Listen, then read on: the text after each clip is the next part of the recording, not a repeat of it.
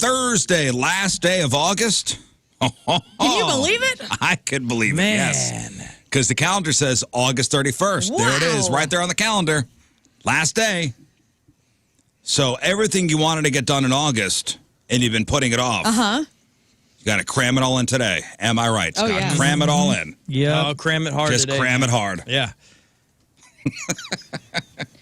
There's nothing else to do. Nice, cool morning. I know some spots in the area are seeing temperatures in the 40s. Awesome. Going to be hot and swampy again tomorrow. Not tomorrow, next week. Good. Actually, this weekend's looking nice, right? I don't think any rain's in the forecast. No, it's going to be great. Like 85? 85, I know one of the days this weekend. 89 on, actually, no, here, let me tell you. 84 tomorrow, 89 on Saturday, and then Sunday, 92. Yeah, It's getting hot again. Yeah, but they said it's not like a swampy 92. Oh, Dry good. heat. The Well, dry it's going to be heat. Dry heat, right? humid on Sunday. And then Labor Day, about the same, but a little bit cloudy. 93, 93, 93, 92. That's Sunday through Wednesday. Well, listen, we'll be grilling and chilling, right? Yeah. This weekend, huh? Labor Day weekend, Emphasis on the chilling. Last night, had the top off the car. Nice. The whole top or just the Well, just at the front two panels. Yeah. And the moon last night was gorgeous. I missed it. Gorgeous. I got in bed at 7:45 last night. Oh, man. What an idiot. Oh, you missed it. Even Scott, group text. Hey, Didn't see the group go text. outside, look at the moon. Yep. Take a little peeky. Nice, big, bright. It was out there for all of us to see. So It's the blue jealous. moon. It was out there for us all Out to there. see. Well, I mean, it could have been cloudy. That's true. It was nice of it not to be last night. But, yeah, it was nice. I had had long sleeves on in the car. Mm-hmm. I was at the high school. My son had an open house at the high school. Mm-hmm. So he's supposed to walk the schedule. He's supposed to walk a schedule. And each teacher gets like 6 minutes to give a little spiel, and then the bell rings, and you go to the next class. Interesting. It's like speed dating for teachers. Yeah, kind of. So a lot of confused parents in that high school. Like, where do I go? Where do I go? And my wife and I, amongst the very confused, I don't know where this room is. The school's too big, whatever. We had taken 2 separate cars, and I got in the car, and I got like a little emotional. Oh. All right. I feel like over the past year or so, I've gotten, I don't know, maybe the feels. You've unlocked I've unlocked something. Rizz tears. The boys growing up. The boys growing up, and that's what I got kind of emotional about. Was it kind of hit me? I was walking through high school, going to his classes. Were you thinking about your high school time? I was. Everything was coming up. Nostalgia. Everything was coming up. Wow. And I'm going to ask you guys: did anybody touch your phones in your cars yesterday?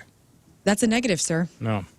You ain't asking me, man. Well, you're already You're out of the already out. contest. You're already out Day of the one. contest. Moon out. Oh, no. We're all the honor system. Yep. My best Being friend is that- so annoyed with me right now, by the way. Being that Missouri's new Why? texting and driving laws is in effect, we've all vowed to not touch our phones. Yep.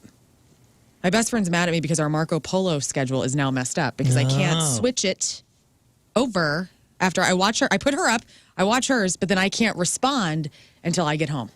I did not. I got close. I reached for it several times when I left. Mm-hmm. Yesterday, we were chatting, and I left, and then my phone was blowing up beside me, and I was at the stoplight out here, Right. sitting there. Don't and touch it. I had to mentally, like, It's fine. It could it's wait. like holding in a poop. Yeah. Yeah, it could wait. It's This a group was mental- texting. You were texting, Moon, and you were It like, could wait. I was like, Now, Texting. what's good about Yeah. the CarPlay is, which I have in Yes, my car, I could do it, but you got to remember to get something going right. before you take off. and this is what happened when I left the high school yesterday. I had plugged my phone in. I wouldn't say I was an emotional wreck, but I was, had the tingles. Sure. The moon was out. It was bright. It was gorgeous. I had the windows open.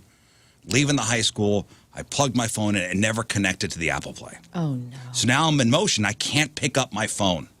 because I don't want to lose the bet. Yes. So I just pressed play on the screen, not knowing what was going to come up on the phone as far as music to be played. And I had 3 songs in a row that just What were got they? me.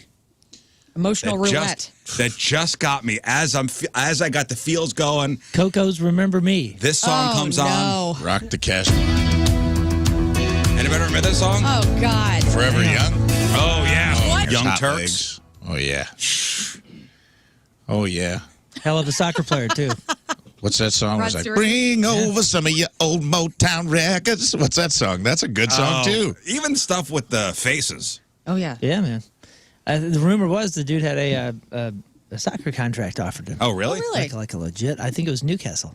He had it You really going messed up on. not doing that. Yeah, and he was like, oh, music or something. I was born to Which get one laid. do I do? Yeah. I mean, he was my he was God. born to Gorgeous. succeed, that's for sure. Him with his crazy blonde, like mullet, whatever the hell that was, and like wearing like a white fur coat, hanging out with Britt Eklund. Like, get out of here. Yeah. Yeah, dude's a badass.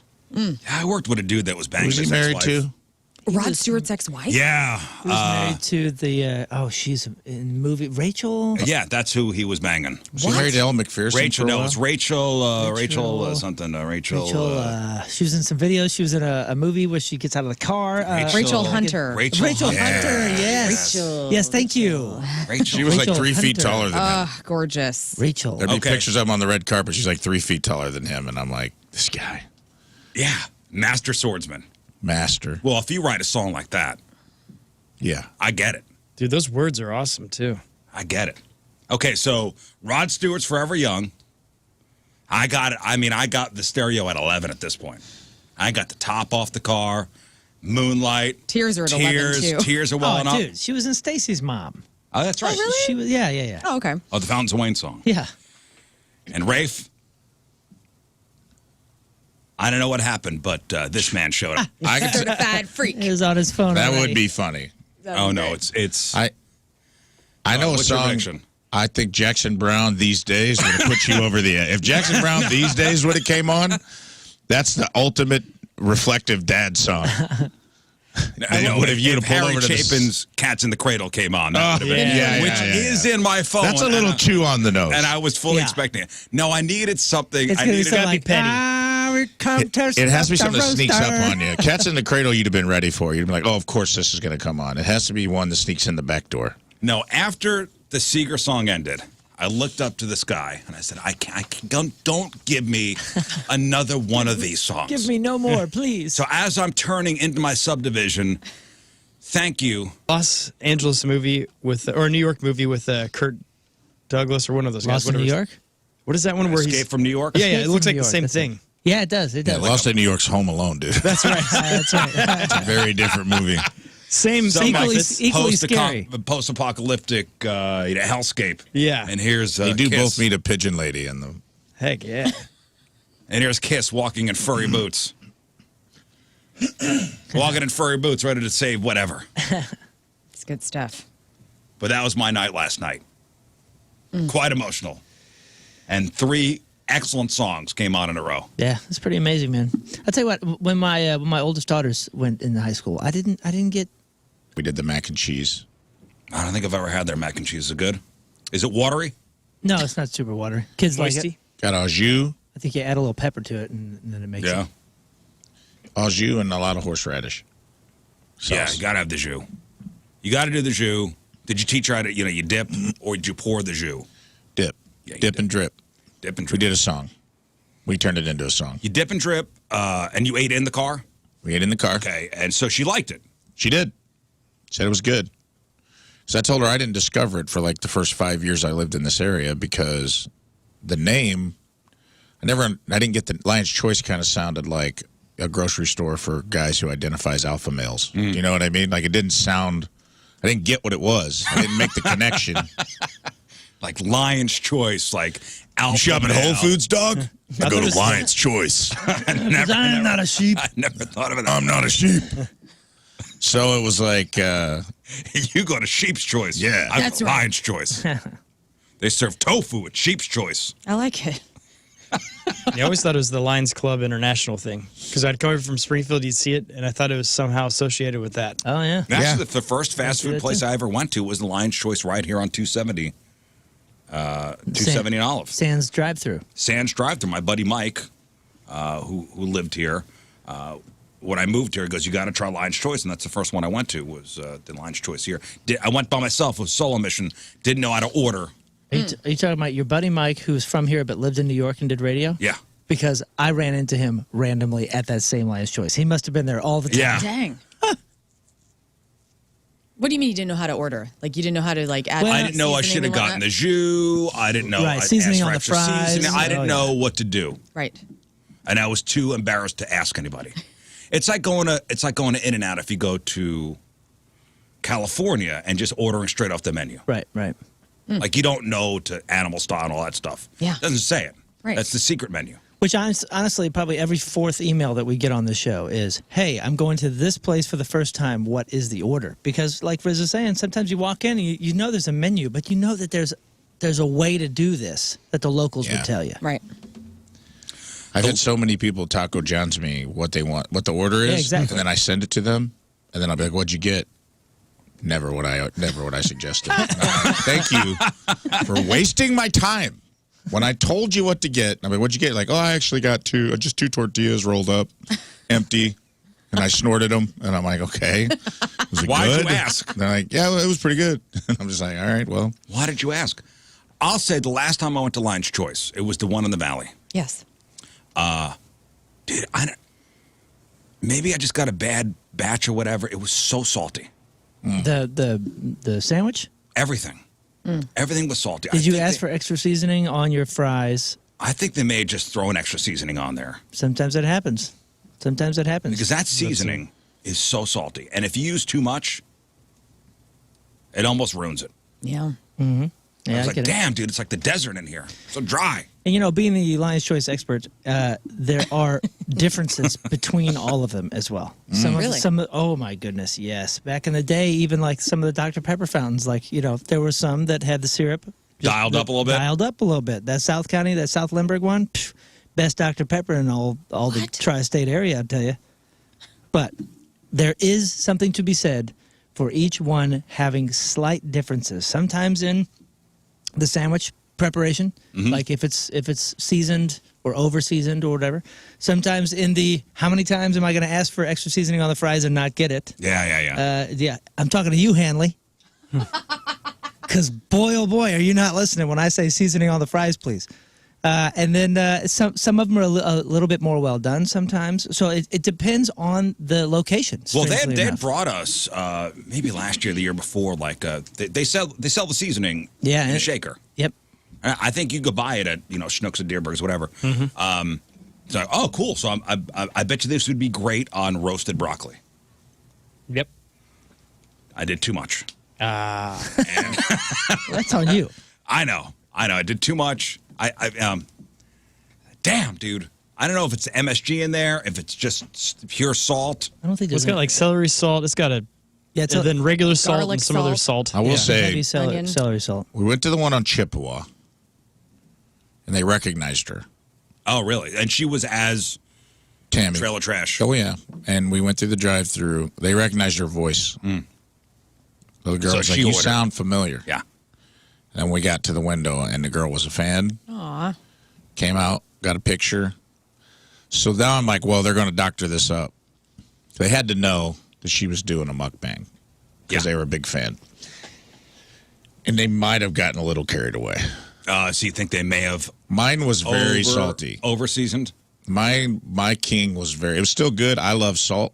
Some people don't. I think me and Moon are like salt fiends, so we're all about it. But if you're not... Don't get it twisted. When mine was too salty, I still ate it. Oh, yeah. It's not like... It's still awesome. Yeah, it has to be done. Has to be done right. It can't be overdone. I will say the horseradish is an offset to the salt. You got to really slather it up with some of the horseradish sauce. I don't do the horseradish. Oh, you don't? Oh, absolutely not. Why? I don't like it. I need to take you people with me next time I go because I'm having like the bland ass turkey sandwich with cheddar. Yeah. No anything else on it. Do pepper jack. They have a good pepper jack that melts really well. It's like It's just a good consistency for that. On the turkey wheat, sandwich. But you too. put the horseradish on the sandwich? Yeah. I put it in the trash. I love horseradish. He's wrong. I want it. Is it the tanginess of it you don't like? Is it the where it gets in the back of the nose? I don't He know, doesn't like it's- mustard. clears me out. It's how Except for regular It's mustard. how it tastes. I just don't. Well, Amazing. it could be a certain element to it that you don't like. Is it like a mustard, no. like a horseradish mustard? Because I am No, into it's, that. it's almost like a mayo kind of. Yeah, but just think he Not- hates most not mayo. mustards. That's not true. I love all mustards. I just I hate know it's Dijon, not mayo. Don't I love turn her all off. mustards. except for Dijon. It's not mayo. It's basically, I think horseradish is essentially like, the horseradish sauce is essentially horseradish, which Right. is a product. Right. And then I think it's mixed with a little bit of sour cream to give it like the sauce. And then it's. I'm going to say there's mayo in there too. I don't think there's mayo in there. I love So- that Rafe is sign languaging the horseradish. Yeah, I'm like, what's that? Gorilla? Amy. Amy, I just cut my own Amy's face. scared. Amy's scared. You know what I would do? So I would get the pepper Rafie, jack. horseradish. Rafie, horseradish. You get the pepper jack. The pepper jack basically glues the sandwich together, right? And you don't want to peel your bread just in case your bread has adhered to the pepper Exactly. jack. So you flip it upside down, take the bottom bun. put your horseradish there, spread evenly, put that there. So you have to apply it yourself. Here's They how add I it know. It into comes the in a bag. packet. Oh, certainly, yes. Here's how I know that we got special treatment. We both got Provel as a cheese. Nice. They melted it in the middle. Put it in between the meats. So Never. the middle melt. It Oh, wasn't, that's so good. when I took the Never bun have off I in the heard. video, the bun, because you show the food in the video, so they must have known. Right. It's going to be, they made it camera ready. Yeah. So when I lifted the bun, it wasn't like that sticky. The bun came right off. You could see the meat. You could see the cheese oozing out the side. They did a good job of that. Here's the thing. Dang. It was crazy. I don't think they put any seasoning on the fries. It was all in the meats. The fries were still amazing. They do got good fries. Though. She you even could said that. She said, I'm not a fry person. It's not something that, like, I'm not a person that, like, gets, fries are always just a side to me. And she's like, these are good. Usually I eat a few fries and I move on. She's like, I'm going to eat all these. I'll tell you, the first mistake I ever made going to Lion's Choice was I took it to go and I was eating it in the car. Mm-hmm. And I got like the cheese whiz, The what? like the cheese sauce, Oh, okay. Yeah. The cheddar. Pub cheese. the melty stuff. Right. And you can't eat that when driving. Oh, you were 'Cause- dipping fries into the cheese? No, it was in the sandwich. Oh, you can do it. Next thing you know, it was all like when Lern was eating a Steve's hot dog. Oh, Next thing you know, everyth's all over you. Yeah, right. that was While you're like driving. 10 o'clock at night, no lights in my car. I Hammered, got home. right? No. No. I have one cocktail. I get home. I'm eating that veggie dog. I come into the house. I have mustard in the middle of my crotch, relish everywhere. I'm still finding onions underneath my seat. That don't sound like one cocktail. That sounds like It was so good. I just went like crotch mustard. pure hamster that on sounds that like thing. David Hasselhoff on the hotel room floor enjoying a cheeseburger cocktails. Oh, yeah, I remember that. Promise, I Cheddar, didn't drink a drink. cheddar is for eating in or when you're taking it home. If you're eating it in the car, you always get the pepper jack or the Swiss Yeah, because and- it will keep the Right, meat and that was together. my mistake. See, this is why I needed somebody to guide me through the ordering process. Yeah. There's a move there. Now they do sell the can of seasoning, but they also have it in packets now. And I have found that the packet is 2 bags worth of fries worth. And when you salt those, if they don't salt them, sometimes if you ask for extra seasoning on the fries, they won't do them themselves. They'll just give it to you. They'll toss in that little packet. So you open that packet while still in the bag. Mm-hmm. You open the thing and you season the fries. You sprinkle on top. Then you take the entire paper bag and you shake so it falls down into the Kinda thing. going on. That way, when I you like take this. that way when you take the fries out and put them in your lap or you put them over here, in your little cup holder, there's not salt going Right. everywhere. Yeah, no, that's the move. That's the move. The seasoning, boy oh boy. Because sometimes, listen. Hey, You could overdo it. They're a quick place making real roasted beef ready right now. Like it goes fast. So sometimes the fries are a little bit they're not as perfect as they could be, and that seasoning that will bring it back. No, I get it. And listen, I'm not a mayo guy, but that horseradish sauce is pretty good. I do think there's. I think I'm there's turned gotta be a off little though. mayo in there. The They fact got- that it's No. a packet, I thought it was like they're like whoop, like they were like putting it on the sandwich. No. You gotta do it yourself. They got a new one that Chipotle something, which is basically like a mayonnaise and ketchup mix that kind of has like a horseradishy kind of feel. Try that. But you said you love all mustards. But have I really you do tried a love horseradish mustard? I don't like horseradish. I just don't like. I know, but horseradish. I'm wondering if the mustard would cancel the But hate. you like wasabi? Fake wasabi, no. The fake wasabi that you get at sushi restaurants is horseradish. And I hate it. And I love it. Every wasabi you have here in the United States is not unless you ask it's all for. horseradish. There's some places you can ask for, like, give me the real stuff. In the U.S.? Oh, yeah. What is There's a place around here. How do you They'll know? There's a place around here. Is it still green? And Is it- like, It's a root. Wasabi. And I'm telling you, it is very different. And they I've grade had- it on a special thing. Yeah, I've had real grated wasabi in Japan, and it doesn't taste anything like horseradish, green horseradish in the Jealous. U.S. You have to ask for it. Some places have it. It says horseradish sauce. Horseradish is made of spicy root vegetable in the mustard family mixed with vinegar and salt. To make creamy horseradish sauce, it is mixed with a creamy element such as heavy cream, sour cream, or sometimes mayonnaise. Okay. Okay. Interesting. Right, depends on where you're getting it. I feel like it's mostly sour cream. I feel like sour cream's a little more expensive, so they use mayo. Well, That sounds about right. I don't know. Listen, I don't know. Also at Lion's Choice, if you're a barbecue sauce fan, Oh, yeah. they have two. They have that lighter one, the old tangy one, the old school one, and then they have that thicker smoky one. Both. Excellent Well, choices. listen, I'm for your glad turkey and you pepper liked Yes. it. I'm glad you liked I think it. we did it justice. I think we did. If this doesn't get us over the top with Lion's Choice, When's the video coming out? right. what else can we do? As a team, what else can we possibly Tattoos? do? You've already got one. You're right. He's tatted up. When's the video going to come I out? shot a commercial for him. Now the Mukbang's probably going to get 1 million views because her Mukbangs blow up. Were you topless in this one too? No, this one I was top. You should have done it Top topless. on. That would have taken Top it on. to the top. That's okay. Top on. Bond. Well, I look forward to seeing it. We'll see. Let us know when it comes out. I will. I'm not sure when it's coming out, but I have subscribed to her channel, so. and she's also, to her credit, she's putting my trailer right in the middle of it, Well, good. That is which is great awesome. for my special. She's like, "This is want people to watch your trailer? We'll put it in the middle of a mukbang." Hey, in other food news, Burger King facing a lawsuit. Oh yeah. So some customers are suing Burger King for allegedly lying about the size of the Whopper. Sounds like a job for The food lawyer. That's right. Matthew McConaughey is the food lawyer. So the lawsuit claims Burger King advertised the Whopper as 35% bigger than it really is. See, the original suit was filed back in 2017. And a U.S. district judge rejected Burger King's attempt to get the whole thing dismissed. So now they have to defend itself against claims its own depictions of the Whopper aren't realistic enough. So basically what they're saying is what you see in the commercials is not what you get. Oh, yeah. And that's been going on forever. Have we all seen Falling Down? Yes. Yes, we have. Oh yeah. Remember when Michael Douglas goes into the whatever it was, the whammy burger? Oh yeah. We've all been there. So this will stop crime. If they actually deliver exactly what they want, we will not have these weird outbreaks anymore. Yes, so the filing said side-by-side comparison of Burger King's former Whopper advertisement to the current Whopper advertisement shows that the burger increased in size by approximately 35% and the amount of beef increased by more than 100%. Although the size of the Whopper and the beef patty increased materially in Burger King's advertisements, the amount of beef or ingredients contained in the actual Whopper the customers receive did not increase.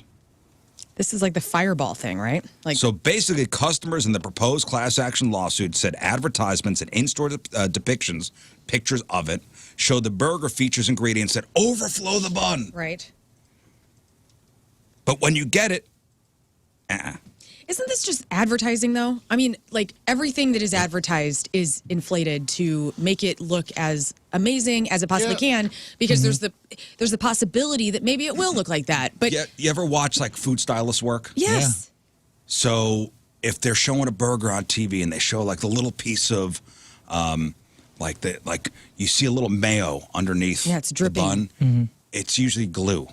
Like, it's Elmer's glue, really. sure, Or on pizza, if they show the pizza stretching out. right. That never happens. That never happens. That's some other. It's not cheese they use. They use, or they. Slime. It's some kind of slime. Yeah. I'm suing Miller Lite because I drank it and hot girls didn't walk into the bar, Exactly. What? walk up to our table, and ask us to go to Vegas. I know what you're saying, but people do have to like check this kind of stuff. Otherwise, it will just go in the wrong direction. like way quick. I mean, think of like cars or trucks or anything that they're advertising to you. If they change too much of it, where it's not the actual car or truck that's being sold, Right? That's a big deal. And something is like small and as food, like as far as like item size. If they're showing something that's 30% bigger than what they're actually selling, then that's like that. That can be a big deal. What I'm saying is like there's a slippery slope, and if people aren't pushing back, and sometimes it's ridiculous, it's going to go way off the rails. Yeah, I mean that's how we check and balance it. It's true. When I shot my Lion's Choice commercial, I mentioned it. I got a real sandwich from a real Lion's Choice. I go, this is what it looks like. I didn't hire a meat stylist. This is what you get. That was your commercial. And they do that with cars, though. Like every time you go, I look at a car, there'll be like sticker price $17,500. It'll be $22,500.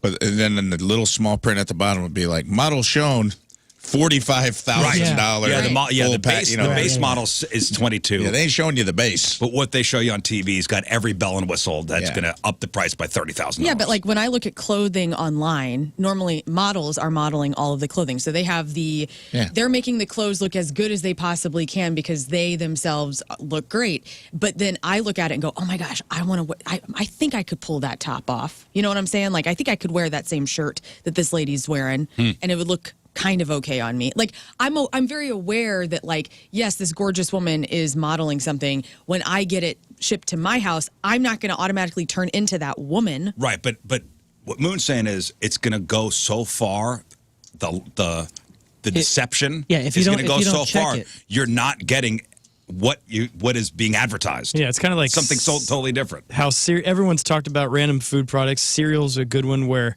slowly through time, the boxes are getting smaller, the prices go up. Mm-hmm. And we're starting to let it happen. And so it's like, it's time to kind of put your foot Rein down. it in a little bit. Yeah. By the way, They're not sneaky. to pivot, but this lady just texted. She said that Collinsville, Illinois is the horseradish place They have a festival of the world. The International Horseradish Festival happens in June. That's right. Isn't that incredible? And ironically, Ketchup Water Tower. Weird. Missed opportunity. Crazy. Anyway, back to you. So, no, you know why they call it horseradish? No. Because it's a root and it looks like a horse dong. I am blown away right now. Look that up. I'm not sure if I just made that up. You just made that up. Why is it called horseradish? Because it's radish. I believe it looks like a horse dong. It says here horse dong. No, it doesn't. Maybe a derivation of the German term Mirth, Horsvina, which means more radish or stronger radish. Horsvina. No horse dong included in this description at all. Well, I think that's a lie because it looks like a horse dong. Weird flex, but I'm okay. Look at a horseradish. I don't want to look at a horseradish right now. Listen. Do side by side horseradish, Again, horse dong. My computer cannot take any more Google searches for this company. Yeah. They understand what we're doing here. I mean, the common name horseradish may be a derivation of German term Mitterich, which means more radish or stronger radish. The English may have concerned the term mere with mare or mar, thinking the name referred to a horse. Collinsville, way to go. Go up, Moon. Listen, I see it. I see it. It's a phallic looking. It's about the size of, Yeah, you see it? You go Small horse world. dong, I would go elephant trunk. Like, that's what my brain thinks of. I don't go straight to... It looks like a horse dong. I don't go straight to Quincy, Illinois in the news. Oh, yeah. You don't have to bring that up again. The people of Quincy are not happy with us, by the way. Well, we're not happy with that guy that lives there. Back to you. Who keeps having sex with horses. They don't want to be known for that. Yeah, their fairs in Quincy are a little different than the ones down at the Sorry to destroy this, but that Mirtich thing, means sea radish. And the English mispronounced the German word mere and thought it was mare. Right. So they called it mare radish. So it has nothing to do with horse dong. Nothing. Sorry, Rizz. Nothing. It was once again somebody messing up the interpretation of another word. Listen, I like my definition better. Remember we talked the other day about a woman had a whole bunch of people over at her house and she wound up killing them. Yes, with the food. And I'm not sure if it's accidentally or on purpose. She served them mushrooms that were foraged. Right. And wound up like killing 3 people. Somebody's in a coma still. Yeah. So, headline here, life or death AI-generated mushroom foraging books are all over Amazon. So, and this is from the article, it says, a genre of AI-generated books on Amazon is scaring foragers and mycologists. Mycologists, I believe, are people who study mushrooms. I don't know. Cookbooks and identification guides for mushrooms aimed at beginners. Amazon has an AI-generated books problem that's been documented by journalists for months. Many of these books are obviously gibberish designed to make money. But experts say that AI-generated foraging books specifically could actually kill people if they eat the wrong mushroom because a guidebook written by an AI prompt said it was safe. So it begins. This is how they do it. The machines use fungi. The machines are killing Just us. like War of the Worlds, dude. Whoa. So somebody, the New York Mycological Society looked into this. And they said a quick scan of Amazon's mushroom and foraging books revealed a bunch of books likely written by ChatGPT. And they're sold without any indication that they are AI generated and are marketed as having been written by a human when likely they're not. Oh, no. So they have an example here. A guy named Edwin J. Smith. If you saw the name Edwin J. Smith, you wouldn't think of anything. You'd think, Smart guy. It's a guy who's into... And he's using an initial. He's a fun guy. He's a fun guy. He's a fun guy. He is listed as an author on 2 books, The Ultimate Mushroom Books Field Guide of the Southwest and Psilocybin Mushroom Book, Field Guide to Identification, Growing, and Microdosing Psilocybin Mushrooms for Safe Use and Health Remedies. Those are the names of the books. Somebody ran the descriptions of these books through AI-generated text detection tool 0GPT, which estimates how much of a selection of text might be written by an AI. And both those books, more than 85% of them written by AI. Oops. Oh, it's gone. I just tried to buy it. Man. There's another one, another foraging book, 100% written by ChatGPT. I have never eaten a foraged mushroom, and I have never foraged for mushrooms because, honestly, it's always made me nervous. Somebody said, like, oh, yeah, the majority of these things will kill you out of here or do this to you. Or you know, I'm like, okay, cool. I won't be doing any of that. I will be only cooking the ones that I buy. Right, at the grocery store. Yeah, it's always made me nervous. And then, of course, you know, the pick of destiny when they're walking around and thank God I found these mushrooms. I was starving. And Or we do the story about the woman in Australia who wound up killing people accidentally. Craziness. Now they're saying, hey, man, some of the information in these books are wrong. They're wrong. That's wild. AI trying to kill us. I read that AI is also trying to take tattoo artists' jobs. Like they're generating art.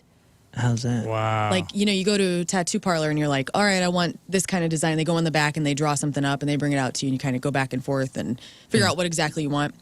AI is, people can now say like, hey, I want a solar system tattoo with a unicorn. They put that in and they bring that to the tattoo parlor and are like, here, do this. And there's no creative, you know, back and forth with an actual artist anymore. I don't know. I think that's okay. Then you could say, you know, AI is generating music. Right. Yeah, I don't think that's going to take any tattoo artists because ultimately somebody still needs a tattoo. Yeah, once you That's get a bad tattoo, you realize that the artistry really is in the tattooing as well, if not more importantly than the creative. And therefore, all it's going to do ultimately, if let's say everybody starts doing that, you know what it's going to do? It's going to raise the prices of our tattoos. Yeah, well, that's what it'll do. So with AI trying to kill us, so a supermarket chain in New Zealand, they were experimenting with AI to create meal plans. And they say the app they used has come up with some unusual dishes, like chlorine gas poisoned bread sandwiches and mosquito-repellent roast potatoes. Those are good. So the app, which they used, is Savvy Mealbot, was supposed to help customers save money by utilizing leftovers. Basically, you could enter various things you have in the cupboard, and it would generate recipes for things you could make. A third cup of bug spray. You know, it first went viral for creating weird combinations like Oreo vegetable stir-fry. And that led to people plugging in other funny things in the app, like bleach and ant poison. And the app did create recipes using them. I like this, though, because it shows that there's a hole in the system because everybody, all the corporations, AI is going to be the next wave of everything. Slow down. It's not. Listen, what is ChatGPT? It's an amalgamation of everything already on the internet, Right. which is half lies anyway. So, But yeah, Right. I understand that. But I think it will. I think it will change everything and is changing everything. And I think the only hole is really the misuse of prompts. It's what we don't understand our responsibility is in it. Yeah. I think a lot of people go, oh, AI, this is going to do it for me. And then they just put in some basic ass well, next thing. thing you know, you got Oreo vegetable stir fry Yeah, right. or You're a not- chlorine gas sandwich. Yeah, you're not having a conversation with something that is like like sentient in that sense, where it's going to understand any sort of implications or standards or norms or needs or any of that kind of stuff. It's literally down to the prompt. So now we're the coders. It's just people don't understand that they're the coders. Yeah. It will learn. If you prompt it, you can if you go through ChatGPT, you can teach it to weed out stuff like it. It is all about the prompts and how you use it. But that's the problem is user error is a wide swath. Well, I for one, welcome our AI overlords. I'm at your service. I welcome killing us. the prompting overlords because that's where that's where the jobs are going to be. Is the people that know how to use the tool. This is just another tool. It's not a replacement. It's just an incredible, ridiculous, amazing tool. So it's about all the people that know how to use the tool. I'm not a great carpenter. I'm not great with those tools, but I might be great with AI. You know what I mean? I agree. I'm definitely great with AI. Well- AI really respects me. They're just saying, hey, if you're going to get a mushroom foraging book on Amazon, just be wary That's frightening. of Well, look also when it's writing this published. stuff? Well, If it was published in 1954, safe. Yeah. If it's 2022, don't buy it. Well, that's the thing. Like, we're talking about advertising and people suing because things are not as they seem. Like, where is the warning label on, hey, this is an AI generated book? Like, that needs to be law right now. Hey, this is an AI generated experience, or hey, that way it's like smoking. You got to know what you're getting into. If you want to start going down this road, you need to have the warnings available so that you know what you're up against. Hey, this says only warning may make you look cool. this says Always. this says only about 3% of known mushroom varieties are poisonous. I thought it was the majority, but I ain't gambling. Yeah, Tell you that. that's still enough to scare me. I know 97% are fine. Oh, here it Please is. enjoy this mushroom and chlorine bleach sandwich. It says the rule of thumb is to not eat any mushroom without being 100% sure that it's safe to eat. Yeah, I'm gonna go ahead and say that's an expert Yeah. opinion. Again, if I'm going to eat mushrooms, which I'm not. Oh, you will. You will. Your life has changed so much these last couple of years. I guarantee you. I know, Yeah, I'm getting you're going to get a emotional. portobello sandwich soon. Listen, I don't have to like everything. Okay? I didn't say you had And I to. wouldn't say I'm a picky eater. No. I of like course a lot of things. I do want you to try a morel mushroom that's fried up and have it with ketchup. I think you'd enjoy it. Still never tried a I do morel. too. I I think wanna it'll try be one. like your I want you okra to. awakening. If a mushroom is gonna essentially awaken you, it's gonna be a morel. I really believe that. Okay, well, next morel season. Next I feel morel like- season, I we'll feel- see. I feel like you're a morel forager. My stepdad is. And so that's like the only, I don't know how to do it, but I've gone out. The cool in thing forest about with him. those is they look so different that they are clearly identifiable. So you don't. Yeah. It's not a big risk. They're quite distinct. Yeah, I don't know. I don't know if I'm ready. I don't know if I'm ready, guys. Oh yeah, these things look like space strawberries. You know what I mean? Yeah, Like- but you know what? There are ones that... The false morel, the you still false got to keep morel. an eye out for those. Have you heard of false morels? Don't They do look this to basically me. identical, I'm and never eating them again. They look identical, and the false ones will I mean, kill you. but you This- can tell the difference in them. This looks like something the Smurfs are walking around. And you know what I mean? Like this is like straight out of the Gummy Bears cartoon. Looks like the alien from Independence Day. Yeah. No thanks. False morel. Yeah. Yeah, but I mean, you could tell. Yeah. It's Hey, easy to tell. before... Yeah, it has like a big fake mustache on it. Yeah. You ask it questions, and if you know it's lying, it's Like, nice try, false morel. I'm on to you. I'm a morel. Eat me. I'm on to you. Hey, a couple of local stories here. For 3 hours today, Circle K customers are being treated to 30 cents off each gallon of gas bought at participating locations. So today from 4 to 7 at St. Louis stations and 5,000 other locations across the country, this is from Cambo V, they're doing this deal. In addition, customers will save 50% off food and beverages from 6 a.m. to 4 p.m. today, 50% off car washes starting at 6 a.m. The discounts come as part of the gas station's Circle K Day celebration. So that's today, 30 cents off a gallon of gas from 4 to 7 at Circle K. Also, and I want to get your thoughts on this. Man, I'm very conflicted. Very conflicted. Headline, KMOV. St. Charles City cracks down on expired temp tax.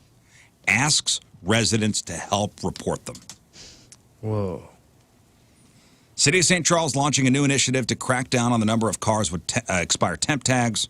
St. Charles is asking for your help in the See Something, Say Something initiative by submitting photos of expired temp tags you see in the city.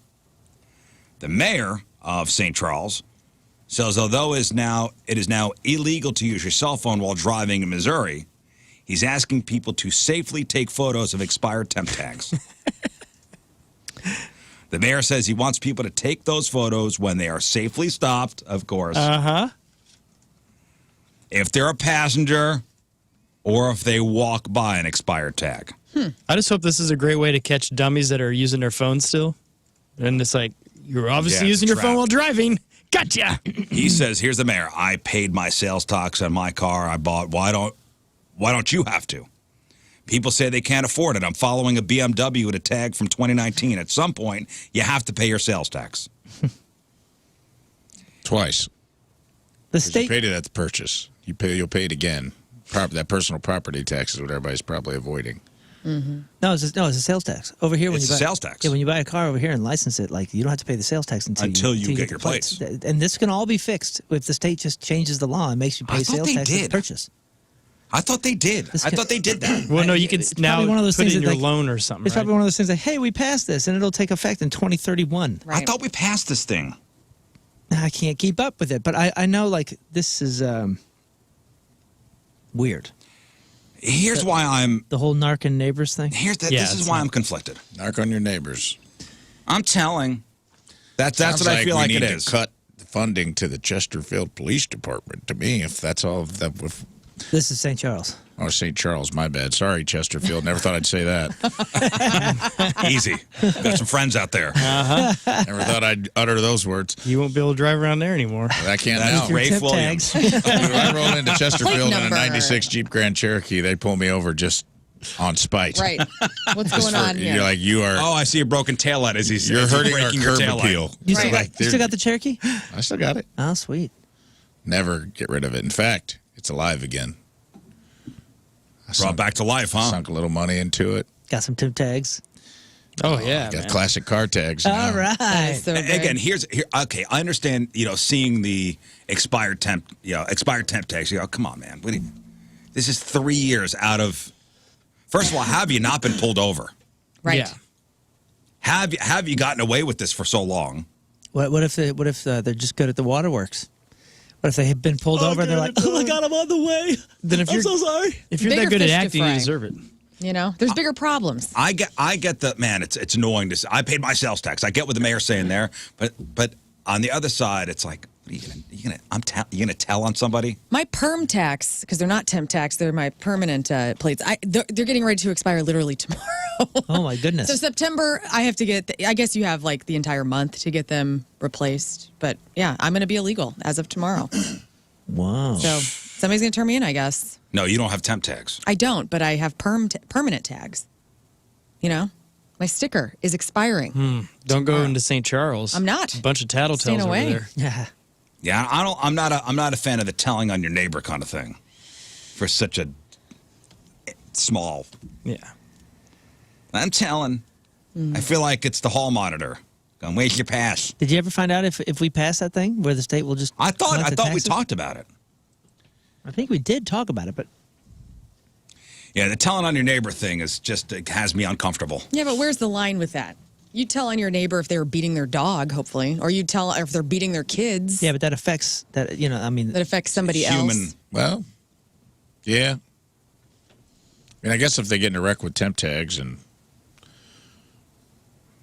maybe they're insured, maybe they're not, Right. like, who knows? Well, don't you have to Could be? possibly affect other people, but it's not a direct thing you're witnessing. I thought you had to be insured to even buy the car up front, right? Don't they check Don't that? you have to show insurance to buy a car? I don't I even thought remember. Yeah, doesn't mean you did. have to keep it. Because I remember when I bought mine, they made me go ahead and get it. I had to have it proof that it was already whatever. I had it lined up. Well, that can happen to somebody with regular plates anyway. Yeah, and that's a good. I don't know. I just don't like the telling on your neighbor kind of thing. Me neither. For this. My neighbors What could are go straight wrong? What could go crackheads, wrong? and I don't tell on them. I found an article from 2021 that says that we'll be able to, or that you're now able to pay your taxes there. But that doesn't get rid of the temp tag problem.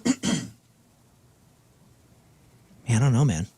It says not only will the Missouri Department of Revenue get upgrades to the old computer system, but customers will be able to pay the sales tax at the dealership. Come on. Just make it easy. Just make it easy. I think we're one of the only states, if not the only state, that does it this way. Just pay it at the dealership. Only state I know of that does the yearly sales tax on a car you've already owned. Which I know that everyone's like, well, the taxes are lower in Missouri. And I'm like, yeah, I guess. But it's still painful to be driving a depreciated vehicle and get a bill for a car you've already are paying exorbitant payments and high insurance on, to be like, you also owe us $1,500 just for having it. Yeah. And Oh, I mean, man. we pay taxes at the pump. So August. I mean, how many times does that thing need to be hit? It's August right. now. So 1 month ago, here's an article from 1 month ago. Sales tax you pay when you buy a vehicle, blah, blah, blah, blah, blah. There has been a bill signed into law that will shift away from the traditional practice of letting car buyers pay the bill at the driver's license office at a later date. I'm going down the article. The change could take about 2 years. Yeah, right. Because the state is working to get a new computer system and running to accomplish this task. So we just need an IT guy? Good gosh. No, yeah, I thought we read that Yeah, passed. Missouri will finally join 47 U.S. states Yeah. who already collect sales tax this way. Yeah, I don't know. How do you feel about the snitching, Lern? Are you comfortable with it? I mean, I think I am.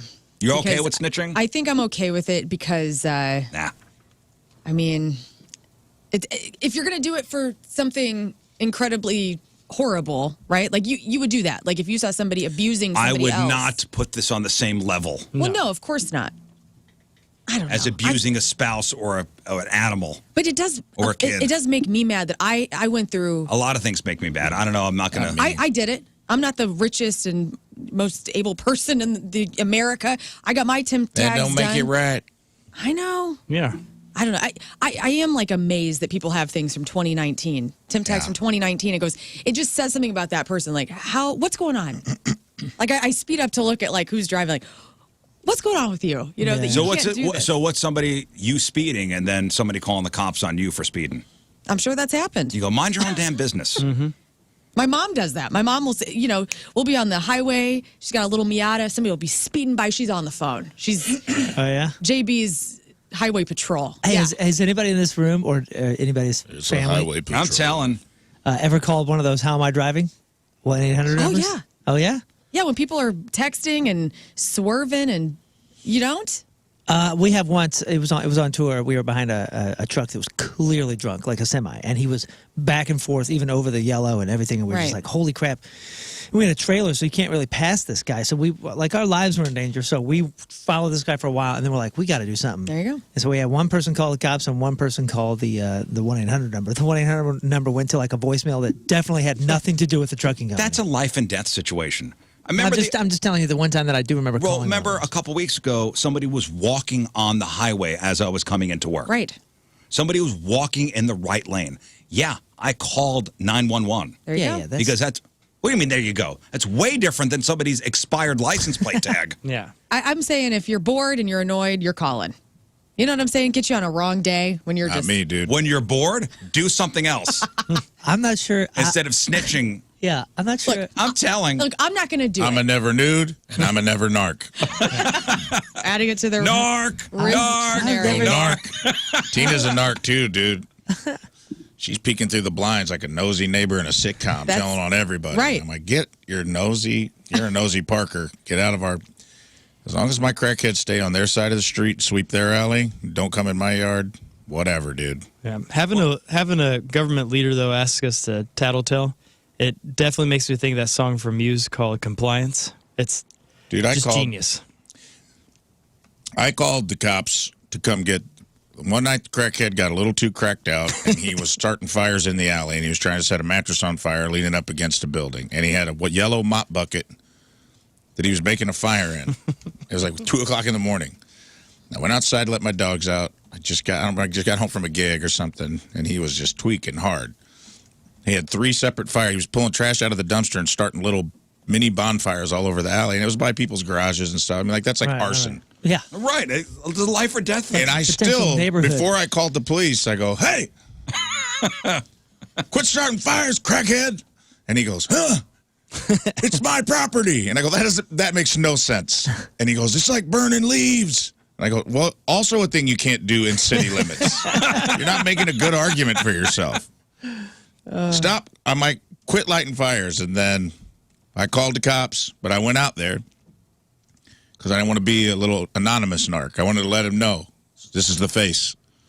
Stop being you're too far gone on the crack, dude. Stop lighting fires in the alley. And they didn't do anything. They made him put all the trash back in the dumpster and made him clean the alley. And I'll be honest, since then, I see him sweeping the alley every morning. I think he thinks it's his job now. Hey, well, it's kind of nice. Time to go to work. Clean alley. Cleanest alley in the neighborhood. That's cool. Somebody on the instant feedback says, well, they're using the temp tags to commit crimes. Yeah, but you think the people committing crimes are using temp tags that are attached to their own name? Yeah, No. of course. Wait, what are you saying? They're saying that they're taking paper tags. They're using temp tags that are expired to commit crimes. Putting on my cars to commit crimes. I will say when I got my car, the guy was like, do you want to put your temp tag on the inside of your window? And I go, why? And he goes, oh, people will take them. People will take them and just put them on their car, either to like, hey, I'm driving legal for at least a month, or to have fake temp tags on a car. Okay, I can see that, but not expired ones. Because then, I don't know you're what just the you're benefit of asking that for would it. be. I just feel weird snitching on people. That's it. I Just get for it. such a thing. For such a, so I would call it trivial. I get it. It's annoying. Yeah, the money is supposed to go towards what, roads and stuff. If the person, here's me. Again, it's annoying. You're annoyed, you're bored, they're driving like an a-hole. If I'm Call bored, them in. if I'm bored, I'm not thinking of quenching this. my boredom by calling the police. If the money goes towards roads, judging by the St. Louis roads, no one's paid their car taxes since 1971. Exactly right. We have the worst roads in America, and I'm not kidding you. I go to a lot of other cities, and I drive, and the streets of St. Louis are tire killers. Yeah, we got some dumb ones. It is bad. Mm-hmm. And we're always fixing everything retroactively. Like, oh, we broke this. Oh, let's fix it. Instead of just going, hey, how about a 10-year plan here? How about a 20-year plan? Why don't we just move the airport? I'm just scared of the bridges that are in disrepair. Yeah. Don't go under there. That's what bugs me. Don't go under there. Bugs me out of those bridges that are, a couple, 2, 3 cracks that shouldn't be there. Oh, right. What could go wrong? That's fine. They're very good. All right, Team Rizz Remember the Day is brought to you by Hot Shots Sports Bar and Grill, proud sponsor of Team Rizz. Visit hotshotsnet.com/Team Rizz. From beautiful Bonne Terre, Missouri, Heather Eckhoff is our... Yeah, Heather. Heather loves the banter between the crew, listens to the Rizz Show every morning. She's an avid Rizz evangelist and always tells her friends about the show and the daily conversations and games that are played. Heather's favorite games: Friday Fails, Matchup with Moon, loves Freak of the Week. Well, you've got Freak of the Week coming up next. Oh, yeah. Freak of the Year playoffs, round 1. Another 4 past champions going at it after the break for you, Heather. Heather Eckhoff for Bonne Terre is the Team Rizz Remember the Day. Get the super sweet Team Rizz Remember the Day soccer jersey. Get yourself signed up 1057thepoint.com/Team Rizz. What? Somebody in the chat said Nissan Altimas get issued with expired temp tax. Yeah, dude. All right, as I said up after the break, Craig says Freak of the Year. The playoffs roll on. Another round 1 matchup, we have the number 7 seed up against the number 10 seed, the 23 seed, and the 26 seed. 2 ads. Move on to the next round, all based on your votes. To everyone. All right, welcome back to the program. Phone number 314-624-3833 or 618-398-3833. The Mick Ultra Studio Cams, 1057thepoint.com/Rizz. The socials at RIZZ. Show your emails, RizzShow1057thepoint.com. Send us your instant feedback through the 1057 The Point mobile app. All right, Craigslist Freak of the Year playoffs coming up in just a moment. Crap on celebrities. We got your porno birthday, crappy birthdays. We'll play a contest, give away some fabulous prizes. Hey, today is National Matchmaker Day. Have you ever set anybody up? Well, that was going to be my question. Oh, I'm sorry. Have you ever set anybody up? Yes. And has it worked out? Yes. Oh, it has? Oh, yeah, they live together. One of my oldest friends, she was in a really long relationship with another friend of ours for since high school. Mm-hmm. And they broke up, and I'd gone to college at Illinois State with a guy, and he and I just became friends through the campus radio station, but he actually was from Waterloo, and so I knew him for many years. I had a bonfire at my house. They met, and it was just friendly, whatever, and then cut to a couple months later, they Now, did you got together. invite the two of them with the hopes of them getting together? No. Because that's true matchmaking. I guess that is true. Yeah. You were a part two of the people story. together. Yeah, But you're more of the John Stockton in this. You facilitated Yeah, I guess the that's layup. true. But honestly, between her breakup and his singlehood, I did see after they met and they meshed, I was very much encouraging. Yeah. Did you encourage? I thought it would be cool. They're just perfect match for each other.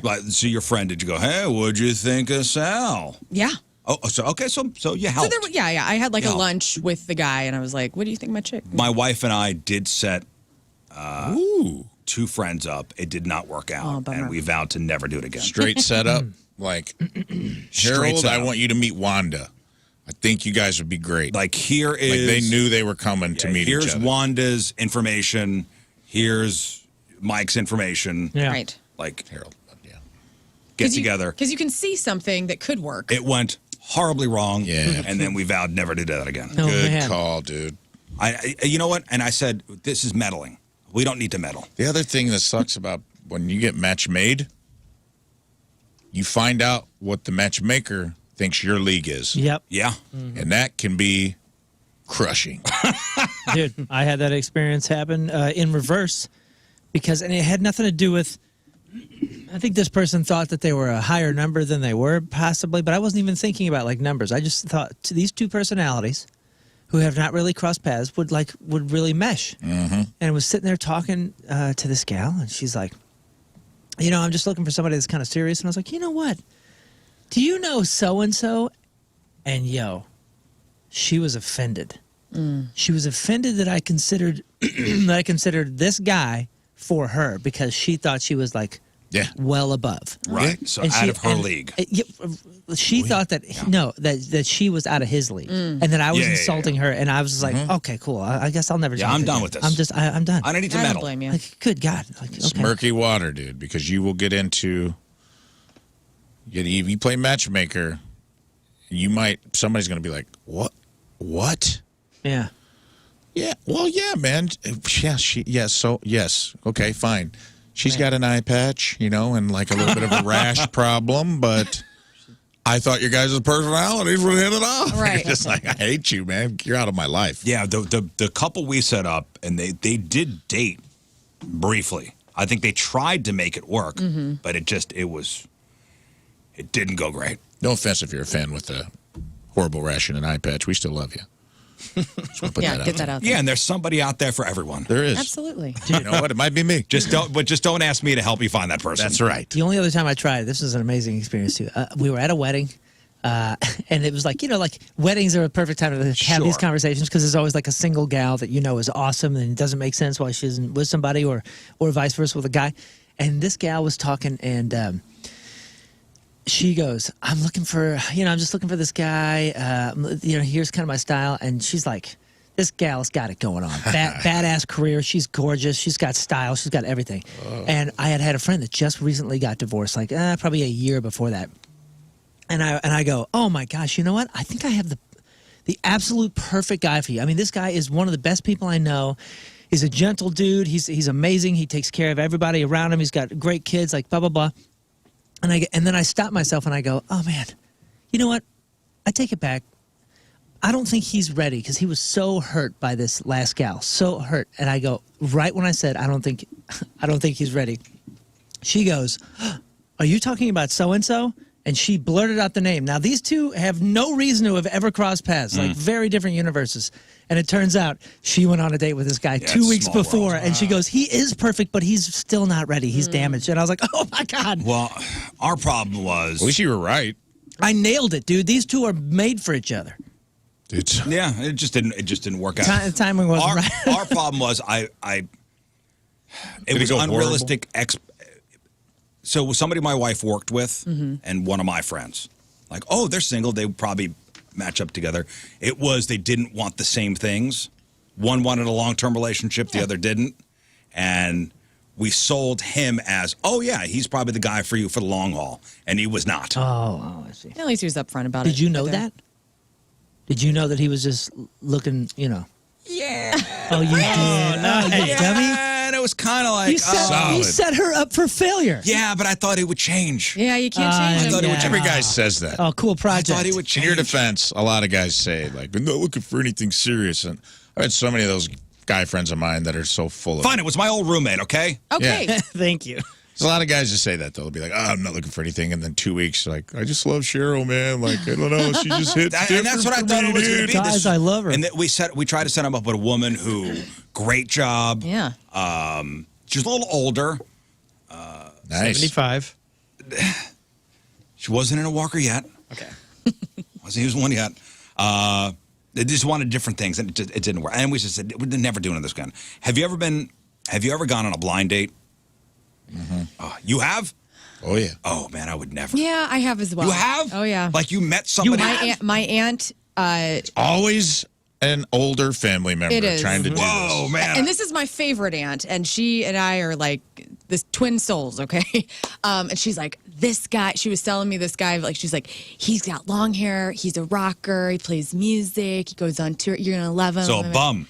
So bum. And, whoa. But my kind of bum. He's constantly playing his banjo out in front of the Metrolink, and he's really good. He's super Everybody cute. loves him. And He had like $4 in his guitar case. He was really good. this But he is had like, just started 2 hours before. I was like a freshman in college, so I was like, you know, this was my guy. This is who I should be dating. And so I went on a blind date with him, and he was okay. Like, I think it ended with like a kiss, but then it was just we lived too. To kiss. Yeah, I know, man, and it was just too far away. Like we lived too far away from each other.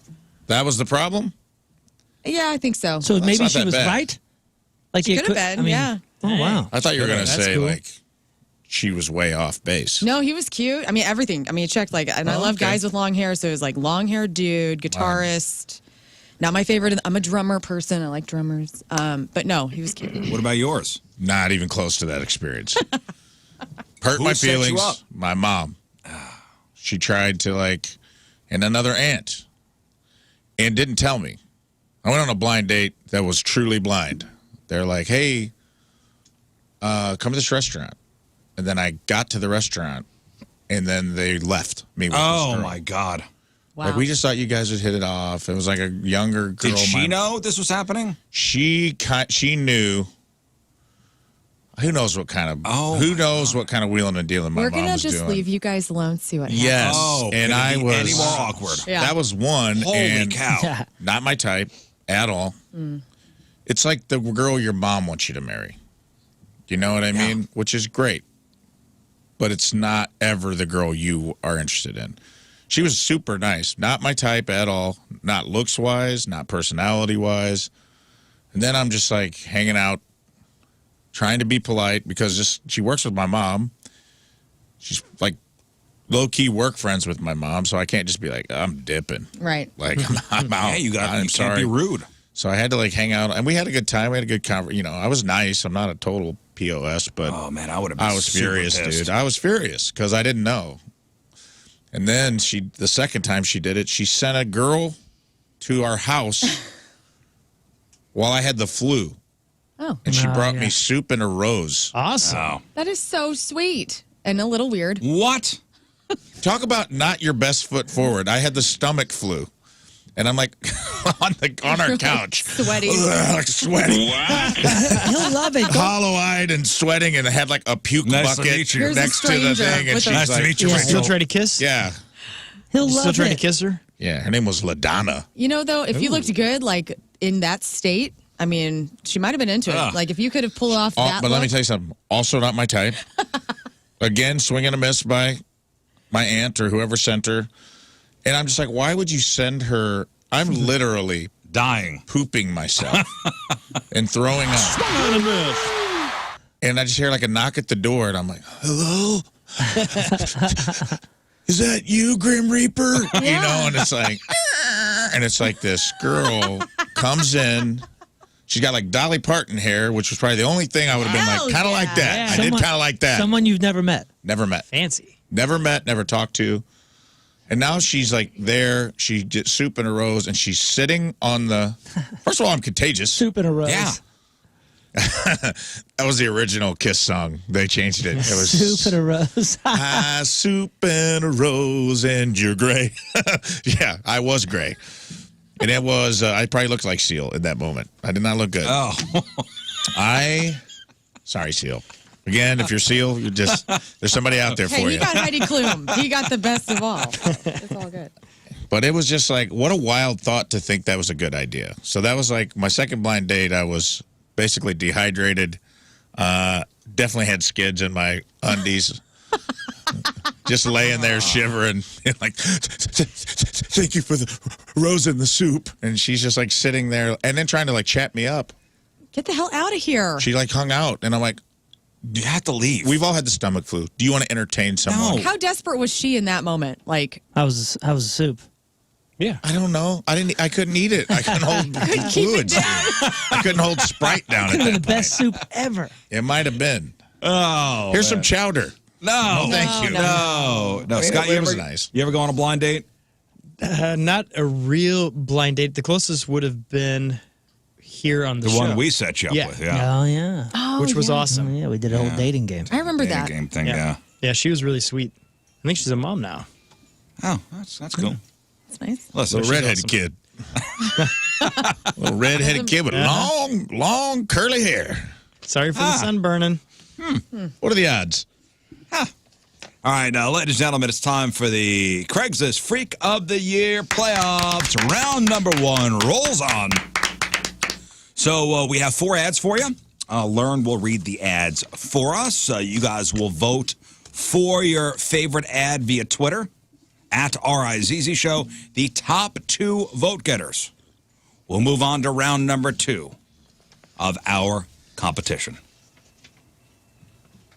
So, Lern, are we ready to get into it? Always. Oh, let's do it. It's round number 1, Craigslist Freak of the Week. Lern, coming at you. Man for Woman, 49, Vancouver, Canada. Do you like spaghetti dinner? I'm Yeah. looking for a dirty girl to go to dinner with. No, really. I'm looking for someone really bad smelling. Hear me out. No fun time necessary. Just please don't shower and be willing to part ways with your worst looking thong. Picture this. You wearing the same G-string for a week. Please do not wash. Bonus if there's holes in them. Wear them out. Maybe go to the gym and hit the sauna afterward. Don't worry if there's stains, even if it's you know when. The more mystery, the better. We will go to dinner somewhere nice. You will not smell that good. That's okay. This is my appetizer. It's okay if people are staring. After we have our main course, you will ask for a to-go bag. After your food is boxed up, you will then go into the bathroom and take your panties off and make your tattered and battered G-string sit atop of the spaghetti. Make sure to seal it up real tight to lock in the freshness. Come back to the table and we will exchange to-go boxes, nothing else. I will leave first because I can't wait to go home. Dessert time. Feel free to keep my number for future dates if you have a good time. All right, I don't know when this ad was. It wasn't dated. I must have not been here that day. Yeah, no, that's my handwriting. So That was this is earlier, first 4 months of the year. it was whatever week it was in, it won with 65% of the vote. Jerry can smell. Jerry can't smell. All right, so let me get this straight. He's looking for a lady to go on a date with him. You have to smell real bad. You will then, at some point during the meal, go to the bathroom and take your smelly G-string off. That you've been wearing all week. You've been wearing all week. At the gym. Okay, and put it in his to-go box. On top. On top of whatever leftovers there are. Yes. And I think the spaghetti is important here because if you've ever seen a G-string, which I'm sure none of you have, it looks kind of like spaghetti. Because it's really thin. Cool, man. So wow. Does it actually play a G chord is what I want to know. Man. Oh, yeah. Okay. Disgusting. This is very gross. Makes me yeah. a little sick. Why is it called a G-string? Do we know? Probably a horse dong, right? Nope. Nope. I don't know. I'm going to put that in my files. We'll get back to it later. Garment consisting of a narrow piece of material that covers the genitalia. The G-string. Genitalia Barely. string. Interesting. Nice. Okay. Okay. All right, that's ad one. Oh, by Jerry the way, can't smell. Doesn't sound as hot if you call it the genitalia string. We are not the only 5 in this community that just went, oh. I feel like the entire... I heard him outside and driving by doing that. Anybody from space listening heard a collective, oh. Yeah, maybe it was like 2 area. people that went, oh, yeah, I knew that. Yeah, they got one on right now.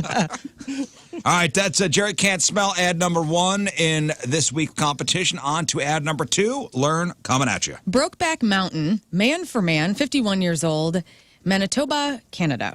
Cowboy up, time for me to ring the dinner bell and watch you ride in off the dusty trail.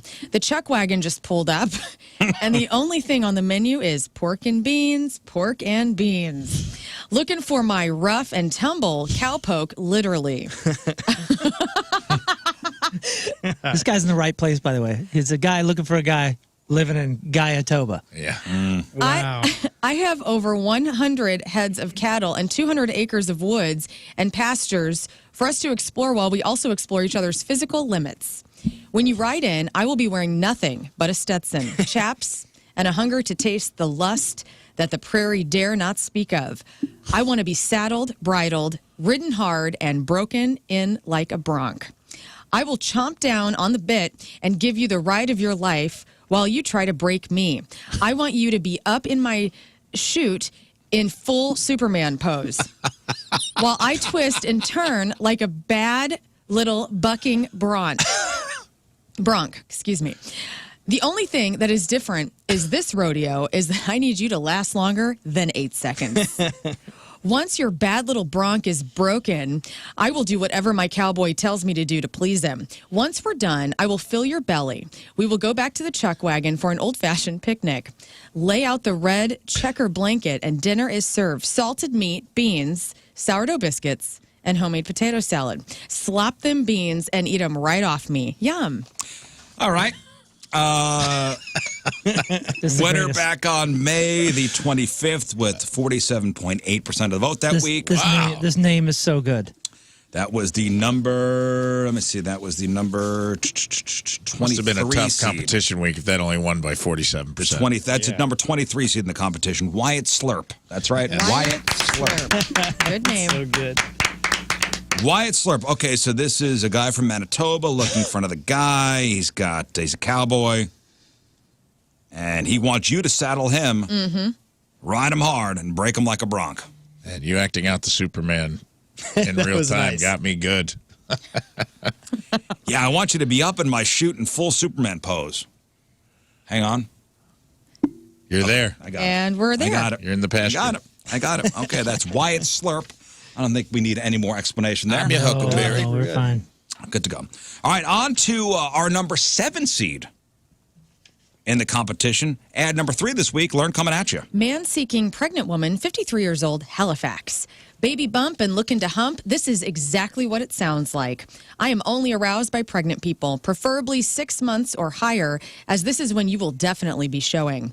Expecting mothers do it for me. I lose control when I see women giving off that motherly glow as she waddles towards me with her large round belly. The bigger, the better, and heavy knockers filled with milk. Baby isn't the only one who wants a bottle.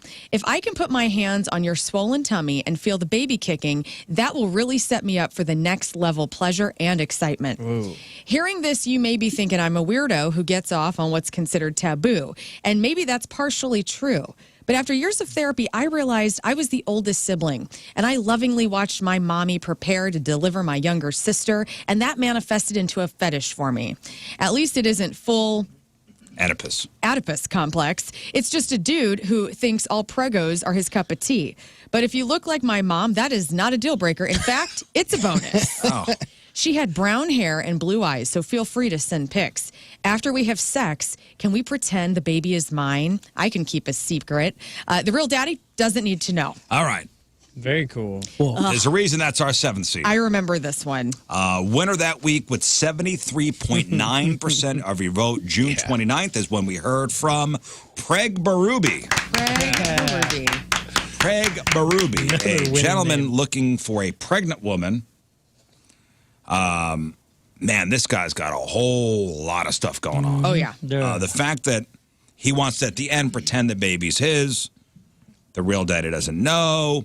Look like my mom. That's a bonus. Can we act like the baby's mine? I think somebody can make a career out of this guy. Man. Yeah. You know what I mean? Like, hey, wow, we've got a lifetime of unpacking to do with you, sir. Oh, man. Well, but then I think about like all the like horny pregnant women who maybe are like single moms who don't have anyone that would want to have sex with them at that stage in their life, and maybe they're like, whoa, you know, but would you want a guy that says when Maybe. he feels the baby kicking, that's would really totally get him going? weird. Wild. Yeah, That's man. where it goes You bananas. got a way. Why? There's a whole category of It's a beautiful like, thing. pregnant porn. Yeah, but I think this is so far beyond that. This is something to do well, with I'm his just saying- mother and pretending Well, it's his. yes. And, I'm just saying that Yeah, the he fact, did the hard sell on the. This isn't a mom thing, but if you look like my mom, but it's a mom thing. Right. There's a whole Sex in the City episode where Miranda's pregnant and she's a single mom. And so that's where I think I'm like, well, and she didn't have anybody to have sex with her at that time. So This she ends is up a wild messing around ad. with Steve, by the way, in case nobody's ever watched that episode. Back to you. Spoiler. Good old Steve. spoiler right. alert, just started episode I 1 saw Tina last is night. starting it up again. Yeah.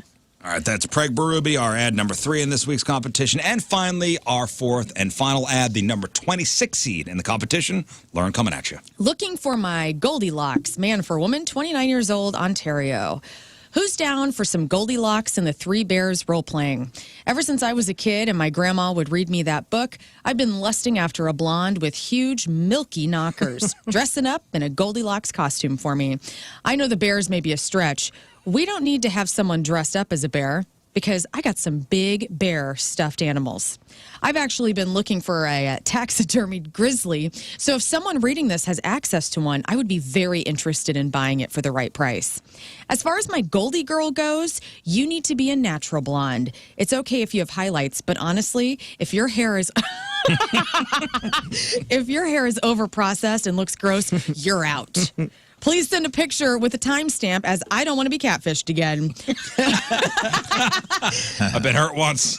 Once you come over, I will read the classic story. You will need to act your part. You'll eat some porridge, so prepare for that. I don't have 3 beds, but we can figure it out. Please bring an apron and goggles. You're going to need them. Toodles.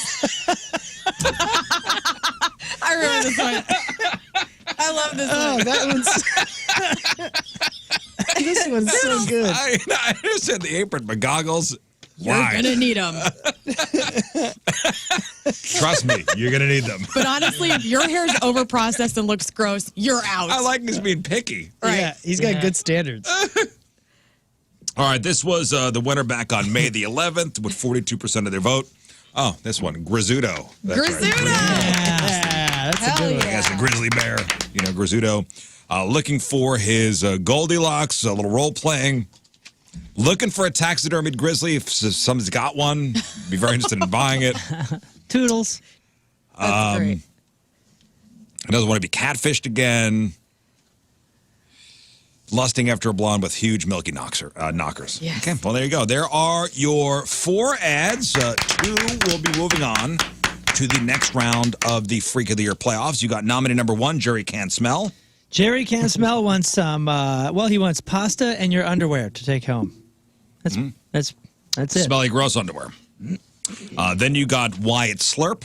Oh, this is a cowboy. Pork and beans, and he wants to tumble with a cowpoke. Literally, he wants you to come over and do all sorts of things, break him like a bronc, he says. And then he's going to feed you on the cute little red checkered picnic blanket or whatever that thing is called. Preg Berube is next. Oh, my gosh. So this guy is... your winner. If you have, I was saying, if you have a baby bump and you're looking to hump, that's literally the first sentence. He wants you to come over so he can be a part of your taboo thing. And it's not about his mom, but it is about his mom. I just heard from Rizzuto. All right, Lern, got to endorse one of them. Dude, it's Preg Berube all the way. Like, it's just so freaky. I hate it. I just, out of all of them, that's the one. Yep. Okay. Lern for Preg Berube. Rafe, you laugh like it's not that cut and dry. I don't think it is. Oh. Here's what I'm saying.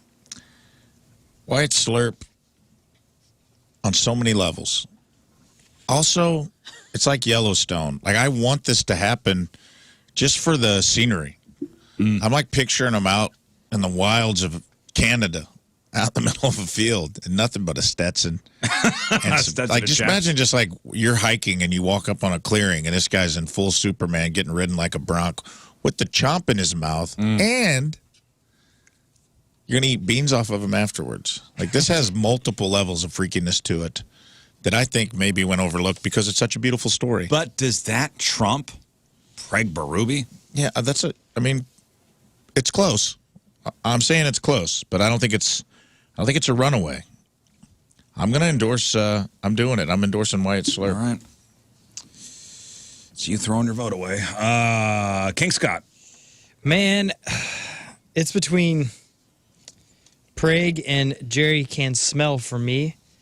And I just feel like the dirty underwear thing seems so unique compared to all the other stuff. And the fact that you're going to wear that underwear for a week. For a week, he wants to go to the gym. He doesn't care if you're on your, you know what? All I'm picturing is him twirling on a fork, spaghetti strands and a G-string. Yeah. And I think I don't know.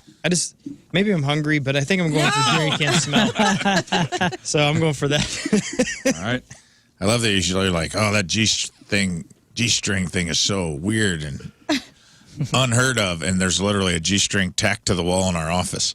That's true. Well, that's Jeff. Yeah, it's Jeff's. And there's an Italian in our office, too. You're letting your stomach do your thinking again, man. Yeah. Moon?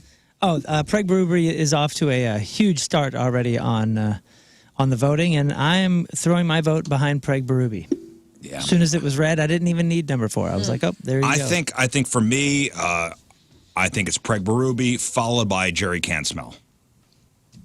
Those would be my two endorsements. Yes. I think it's Preg Berube and a runaway this week. I think you may be surprised. Hey, listen, I think number 2 is going to be a surprise. I would like for Rizzuto to win, though, just so that name keep stays the name, around. keep going through. Yeah. All right, well, listen, it's up to you guys. You have Jerry Can't Smell, Wyatt Slurp, Preg Berube, and Rizzuto. You get one vote. Vote via Twitter, and we will have the winner when we sit on tomorrow. It's amazing to watch the voting in real time because within a few seconds, we had a few dozen votes. Yeah. And number 2 and number 4 have 0 votes already. All right. Well, listen. It's two-horse race as of now. Anything can happen, and we have been surprised in the past. Oh, yeah. Big surprises. Listen, I think there's already been some upsets. You know, I'm looking at the bracket.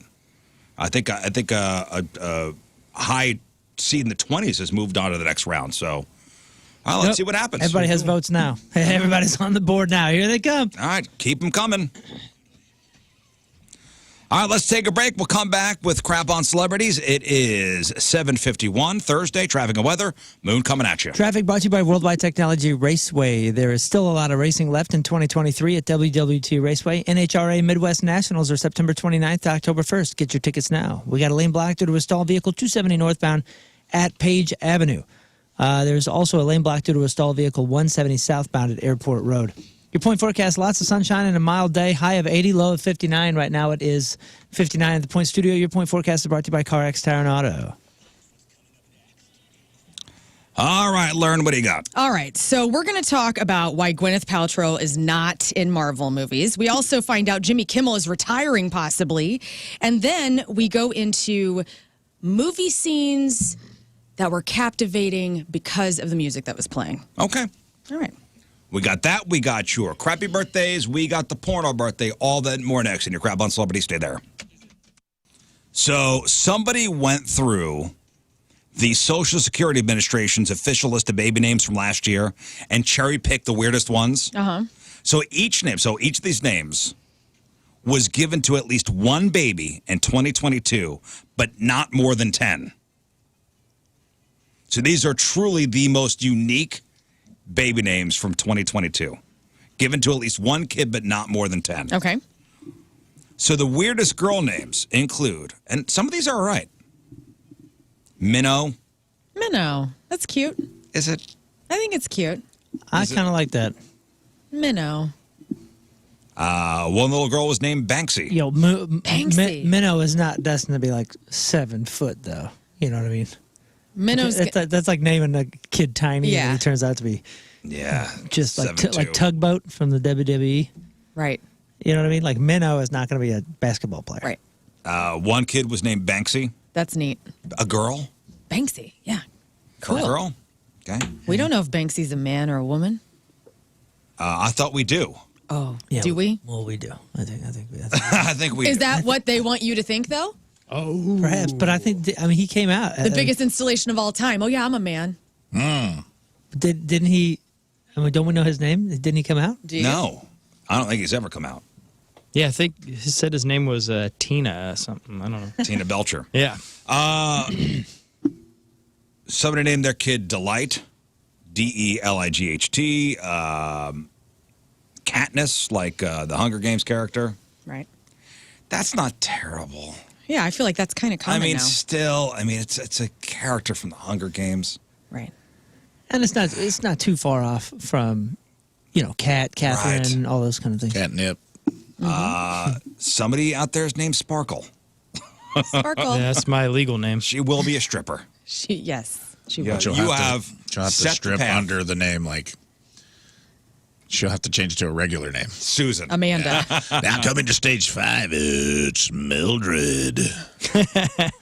Like you've set your kid on the path to be a stripper. Pearly. Not Pearl, but Pearly. Pearly. Pearly. That's cute. Somebody named their kid Menorah. Ooh. Menorah. Spelled like menorah. Menorah. Menorah. Okay. It's pretty. Canary.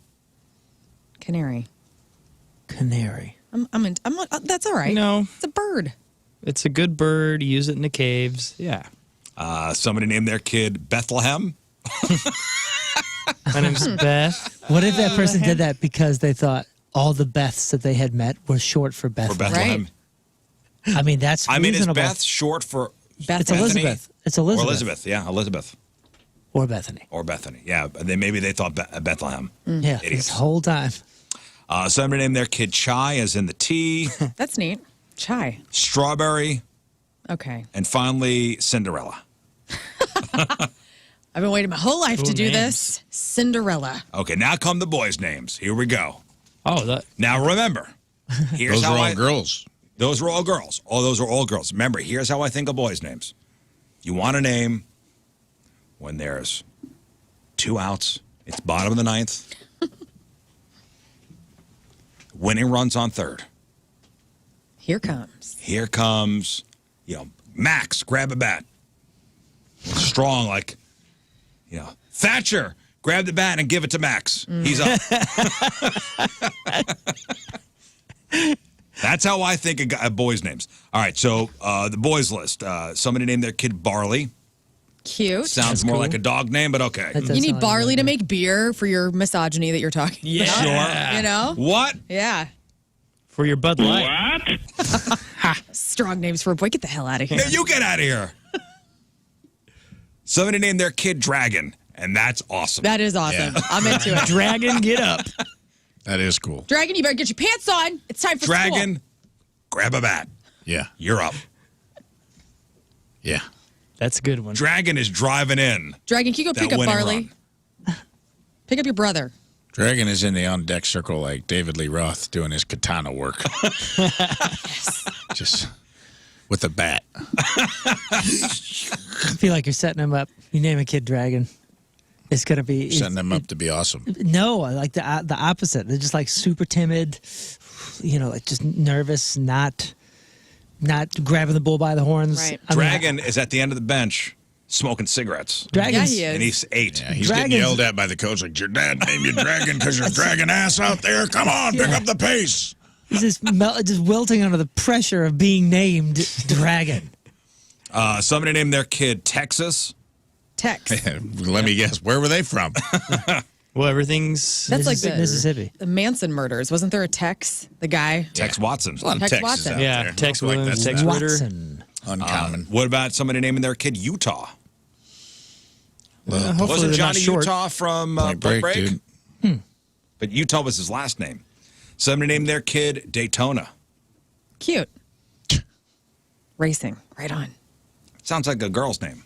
Oh, does it? Daytona? I Why? think so. Daytona. I think so because I think it does. lounge. What are you singer. saying about the Daytona 500, Rizz? It's not a strong race. Go Well, by that's a day. name of a place. It is a race where you have to have the blinker on the whole time. That's right. Somebody named their kid Fender. That's cool as hell. Fender, as in Yeah. the guitar. I'm thinking the guitar, not like the car part. Either Bender. way goes rad there. Somebody named their kid Clever. That's Man, creative. you know what I want to know? I want to know the last names. I want to know the matching last names with Dragon. Is it Dragon Williams. Dragon Smith. You know what I'm saying? Dragon. Yeah, Yeah. Is it Dragon Rizzuto? Is it Dragon Smith? Is it Dragon something? Or is it some Polish name? I just like that. What do you guys think about like Last name was teams? Ball Z. Dragon Ball Z. Dragon.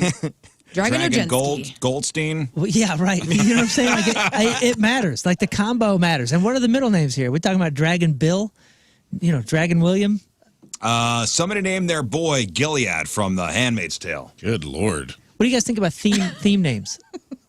Good Lord. Like What kind of theme? Like Christmas theme? like Chris Christopherson, or you know, like those guys. Like Those are I grew cool. up with a gal who had 2 colors for her name. Like her first name was a color, her last name was a color. And I'm gonna go ahead there- and assume that her middle name was a color.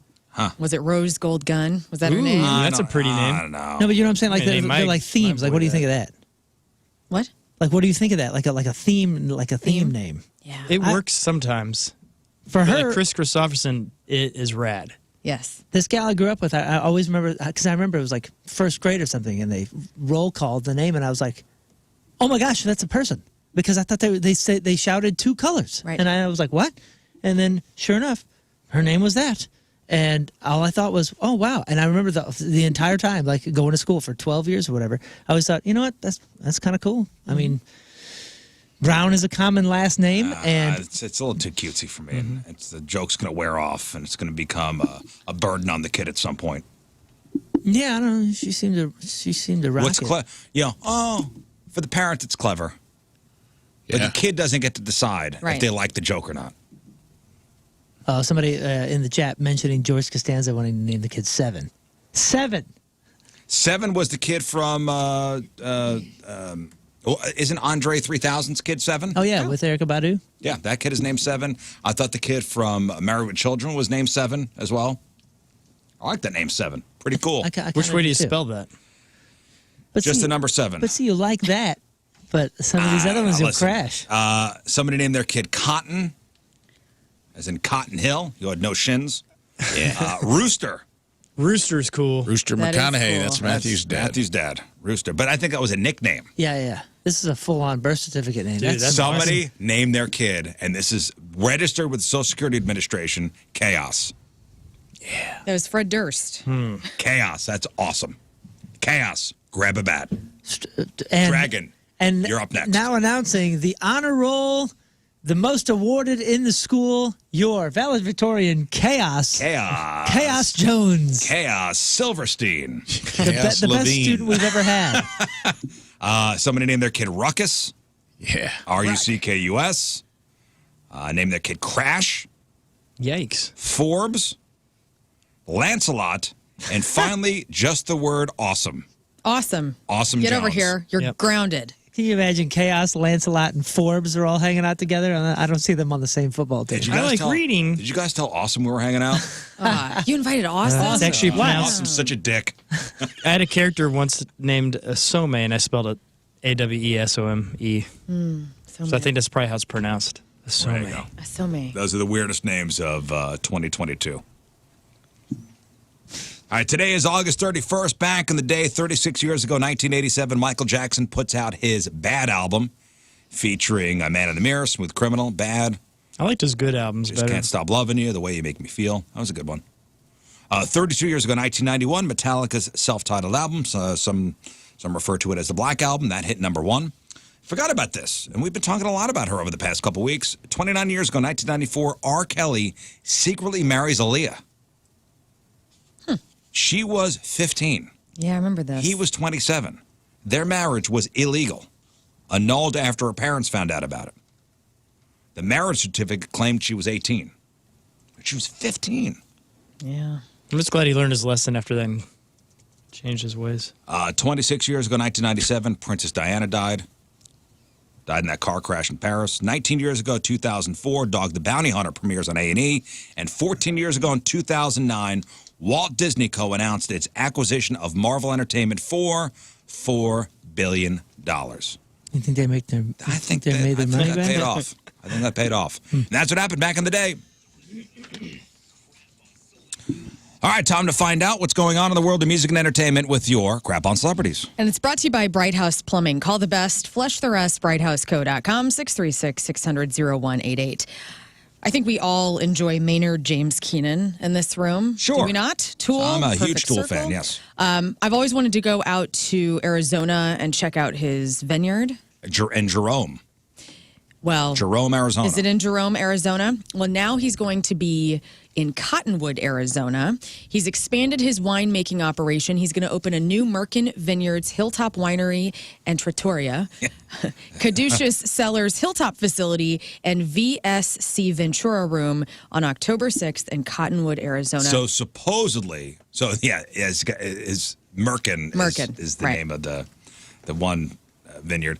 But it's supposed to be like he's really serious about winemaking, like He's really for real. He's super serious. He was into it. Like I said, I haven't drank in like 3 or 4 years. But when I did, and I had like a wine phase, where I was really into it and getting into it. I tried some of that stuff that he was involved with. He didn't own it, but he was involved with a couple other vineyards out there. One is called Arizona something or other. And I'll tell you, the one and only like extensive conversation I've ever had with Mark McGuire was about wine and some of the stuff that was coming out of Arizona, and it is freaking awesome. Yeah, something about the soil and the environment. Dude, it's really good.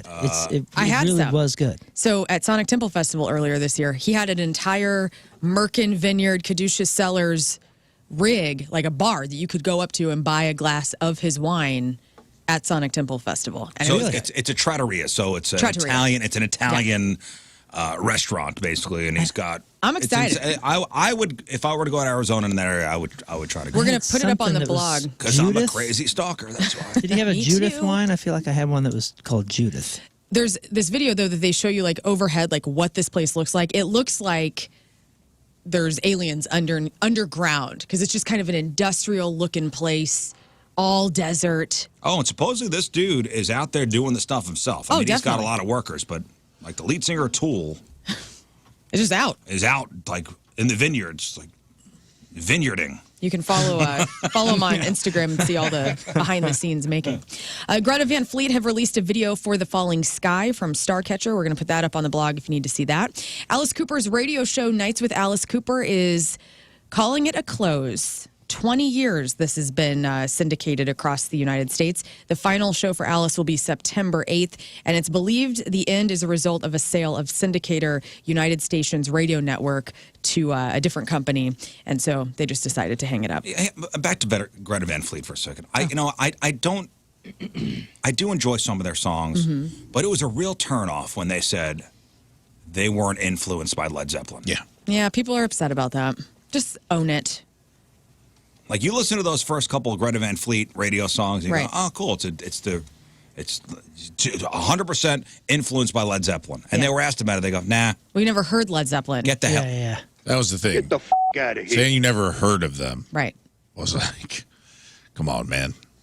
Yeah, that was. You've never heard of Led. You're in the music industry, and you've never heard of Led Zeppelin. Right. Get the out of here. Exactly. Letdown. Get the out of here. Get the out of here, man. Get the out of here.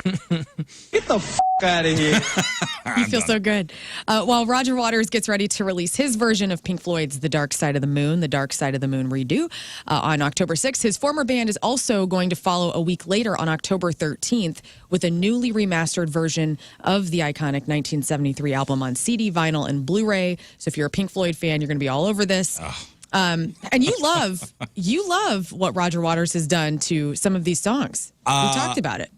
Love is strong. The reinterpretation of these songs, Yeah. are interesting. Are I've kinda listened. cool. Whatever he's put out so far, I've listened to. Different vibe for sure. Totally. Like the money, different vibe. Although the money wasn't bad. That's what I'm saying. The streaming service Max is reportedly thinking about adding CNN news alerts while you're watching content. Okay, so let's set the scene. You're watching Sex in the City for the 1500th time in your life. Yay. All of a sudden, you get a scroll possibly or like VH1's pop-up video. All of a sudden, you get headlines You know popping what? up. I will tell you that sometimes I turn on HBO Max or Netflix or Hulu to get away from that stuff. I would say all of us do, right? It is the great escape. Like, everywhere you look, it's news, bad news, bad news, bad news. Let me escape into the world of Streaming. the righteous gemstones. It's just literally Max. what it is. That's what cinema and It's an escape. well, it's like I don't need trying to. to. You're like immersing yourself in a world for an hour, or so it's like, how much more distractions do we need? Yeah, It's already a I need to 24-hour get news now. away from it. Well, Variety reported on this, and they said there aren't any specifics about how the alert would come up, whether it will be a bottom corner, something scrolling, possibly something like a pop-up video. What a that comes horrendous up. idea. People are already outraged, threatening to cancel subscriptions if it happens. I mean, No, they won't. if you, you won't because you love what you get, Because the content you you're get. addicted. But hopefully there will be an option for if you do not want that feature, you can turn it off. Jurassic Park is going to get an animated Lego treatment for an upcoming special on Peacock. It's called Lego Jurassic Park, the unofficial retelling. It's 22 minutes long, and they say it's coming out because of the movie's 30th anniversary. So no real notes here on if any of the original actors and people involved with Jurassic Park will be in it, but there's a possibility of Jeff Goldblum, somebody who's Didn't they reporting on it. re-release it to theaters over the past couple weeks? Yeah, this week. Yeah, I maybe. think the 26th. That'd be cool to see in IMAX. I know that Weird Al Jurassic Park song is incredible. Yep. Did you ever watch that? I don't know about Oh, that. dude, he had a That great video? one of his greatest records was a claymation Weird Al Jurassic Park song, and it's amazing. I don't know if I know that I'll one. have to get that for the blog, too. That one's on Off the Deep End, right? No, that was after that. Jimmy Kimmel claims he was ready to retire, but he changed his mind when the writer's strike started. There's a new podcast out. We talked about this yesterday, Strike Force 5, where you have Kimmel, Fallon, Colbert, Seth Meyers, and John Oliver all coming together. And it really is awesome. I listened to a Did little you bit of listen it to it? yesterday. Is it good? Because I heard it was like, ooh. It's good because it's them completely relaxed. They point out, like the title of the episode is 5 late show hosts talk over each other. So they're coming into it knowing everybody thinks that they're all going to try and out-ego each other. They do call attention to the fact that they will not be as entertaining because nobody's writing for writers. them and they don't have any smarts because nobody's researching for them. So it was a really candid look at those hosts. And Jimmy Kimmel does drop the bomb that he was ready to retire and then the strike happened. And so he's kind of holding off on that. Which I thought, I don't want him to go. I want him to stick around. You know, what would he do? I don't know. He'll be fine. Make pizza at home. I was also wondering why Conan wasn't invited, even though he's not actively on late night TV Because he's the anymore. greatest. Like, do they have beef with Conan, and that's why they I wouldn't don't invite think they him? do, but he would just be the star. Yeah. My He was guess a is star. He it's, outshines him a million times, and Current no one keeps up with him. current hosts. Yeah, I'm guessing this was a play. Also, that this was a play to be like, let's go out there and stink, and let people see how necessary the writing staff and the WGA is Yeah. to get this deal done. So my guess is they're like, yeah, let's just go out there and be off the cuff, and if it sucks, Yeah, and Conan's the only writer, correct? yeah, Conan was a.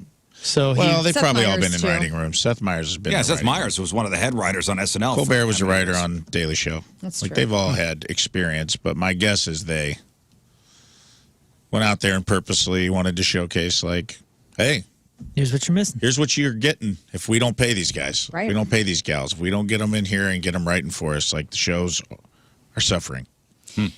In other news, Gwyneth Paltrow participated in an Instagram Q&A Wednesday afternoon, and somebody asked her why she wasn't part of, Marvel projects anymore. She says that people need to stop asking her this question, and she said that they need to call Marvel and yell at them, not me. I'm just sitting here. So they just never asked her back. Well, Iron Man died.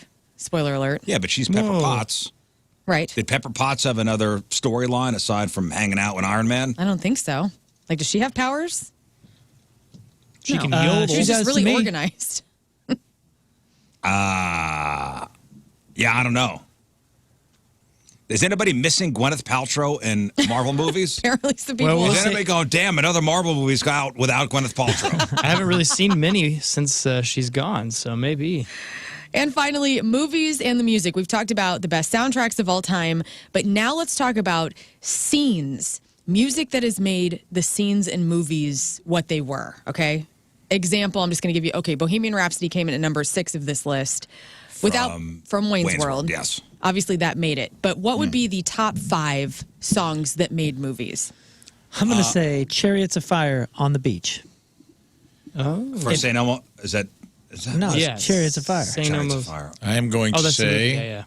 No Moon. What? Then this list doesn't even make sense. in your eyes, say anything. No. Somewhere Over the Rainbow, Wizard of Oz. No. Eye of the Tiger, Rocky. That is number 2. That is the number 2 movie. Tiny Dancer, Almost Famous. No. Not top 20. Here's my problem with that Rocky thing. Yeah, that song is incredible and it like glues it all It was Rocky and 3. whatever. But the movie Rocky was great without it. If you take What it about out, the are we other going to miss Rocky? something? No, Yes. I think the other one, the like during in the first movie Yeah, montage, yeah. like that montage is key to Sure, that movie. okay, I was yeah, going to the say, is montage that is- in there? But there's others. But there's other music you could have put on that, and the movie still would have been a good movie. Is what I'm saying. She said. She said made the scene. though. Not Well, I made thought you the said movie. made the movie. Made the scene. Like, just think about scenes specifically. Like, Almost Famous Tiny Dancer, I would give that to this list, but it's not on there. Your Love Is Lifting Me Higher, Ghostbusters 2, when the toaster dances. No. Like, The Big Lebowski just dropped in to see what my condition is in. That came in at number 17. First edition, Kenny Rogers. Yes. I'm going to say Street Fight Man. Yeah. And what is it? Office. Why can't I think of the name? Office Space. No, the. Don't quote me, boy. I'll think of a Is second. Office Space on there when they beat up the printer? That's a good call. No. Hot Rod when he falls down the hill. No. A training session. I'm going to give you the movie. I'm going to give you the song. Okay, Where's My Mind from Fight Club? That is number 4. Very good, from the Pixies. Ooh. Okay. We've named 10 better than that. And that came in at number 4. Number 5, Born to be Wild. That song. Wild Hogs. No, from 1969. no, that's the motorcycle movie. Easy Rider. Easy Rider. That's number 5. Oh, what about Wild Thing Major League? Yep. No. Okay. But I would give that too. Like, that's a great Steelers song. Wheel, Stuck in the Middle with You, Reservoir Dogs. Number 1 movie Yeah. is Reservoir Dogs. What about The End from The Doors? This movie is from 1979. I've never seen this movie. That would be Apocalypse Now. That is right. That's That was a cool scene. That was a cool song for him coming up out of the water with his bald head. What Danger about? Zone, Top Gun. Oh yeah, Danger Zone. It's not on there. What about the Huey Lewis song that's playing during American Psycho? Oh, yeah. It's not on there, but that is. What about the Or he's Huey dancing Lewis with the song axe? at Yeah, the I mean, beginning of that's- Back to the Future? He's describing the entire song. Like, I mean, this list. This was terrible. Studio on that is good too. Like, for instance, Oh Yeah from Yellow is for Ferris from Ferris Bueller. Bueller's Day Off. Number 9. The Graduate, The Sound of Silence from Simon and Garfunkel came in at number 8. From 2001, Space Oddity, Thus Spoke. I mean, I don't even know what the hell this is. Richard Strauss's Thus Spoke Zarathustra. Like, this is. Zarathustra. Oh, There- thus spoke Zarathustra. I don't even know what that is. Yes, you do. That's the 2001: A Space beginning. Odyssey. That one's- The beginning of it? You know the fail song that we do. Yeah. That's that song. Yeah. All right. And Home Never knew Alone, what it A was Holy called. Night when he goes into church there. No, not even that. This list is trash. I'm sorry, Well, guys. we just trashed it. Sorry. I'll try again tomorrow.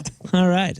Celebrity celebrating your birthday today. Larry Fitzgerald is 40. That's the former Arizona Cardinal wide receiver that's now an analyst on ESPN. Joe Budden, Pump It Up rapper, is 43. Jeff Hardy from the WWE is 46. Chris Tucker is 52. Debbie Gibson, 53. Go-Go's drummer Gina Schock is 66. Edwin Moses, the Olympic track god in the hurdles in the 70s and 80s, is 68. Richard Gere is 74. Scorpions founder Rudolf Schenker is 75. And Van Morrison is 78 years old.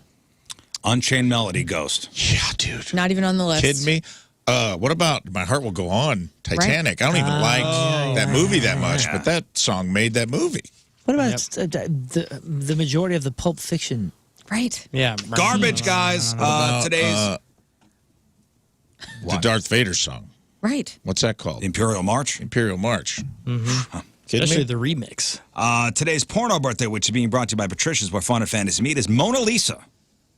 And today's birthday girl has been in 151 fine films, including The Adventures of Seymour Butts, Breast Wishes 5 and 8, Butt Woman 3, The Devil Made Her Do It, Do the White Thing, Driving Miss Daisy Crazy again.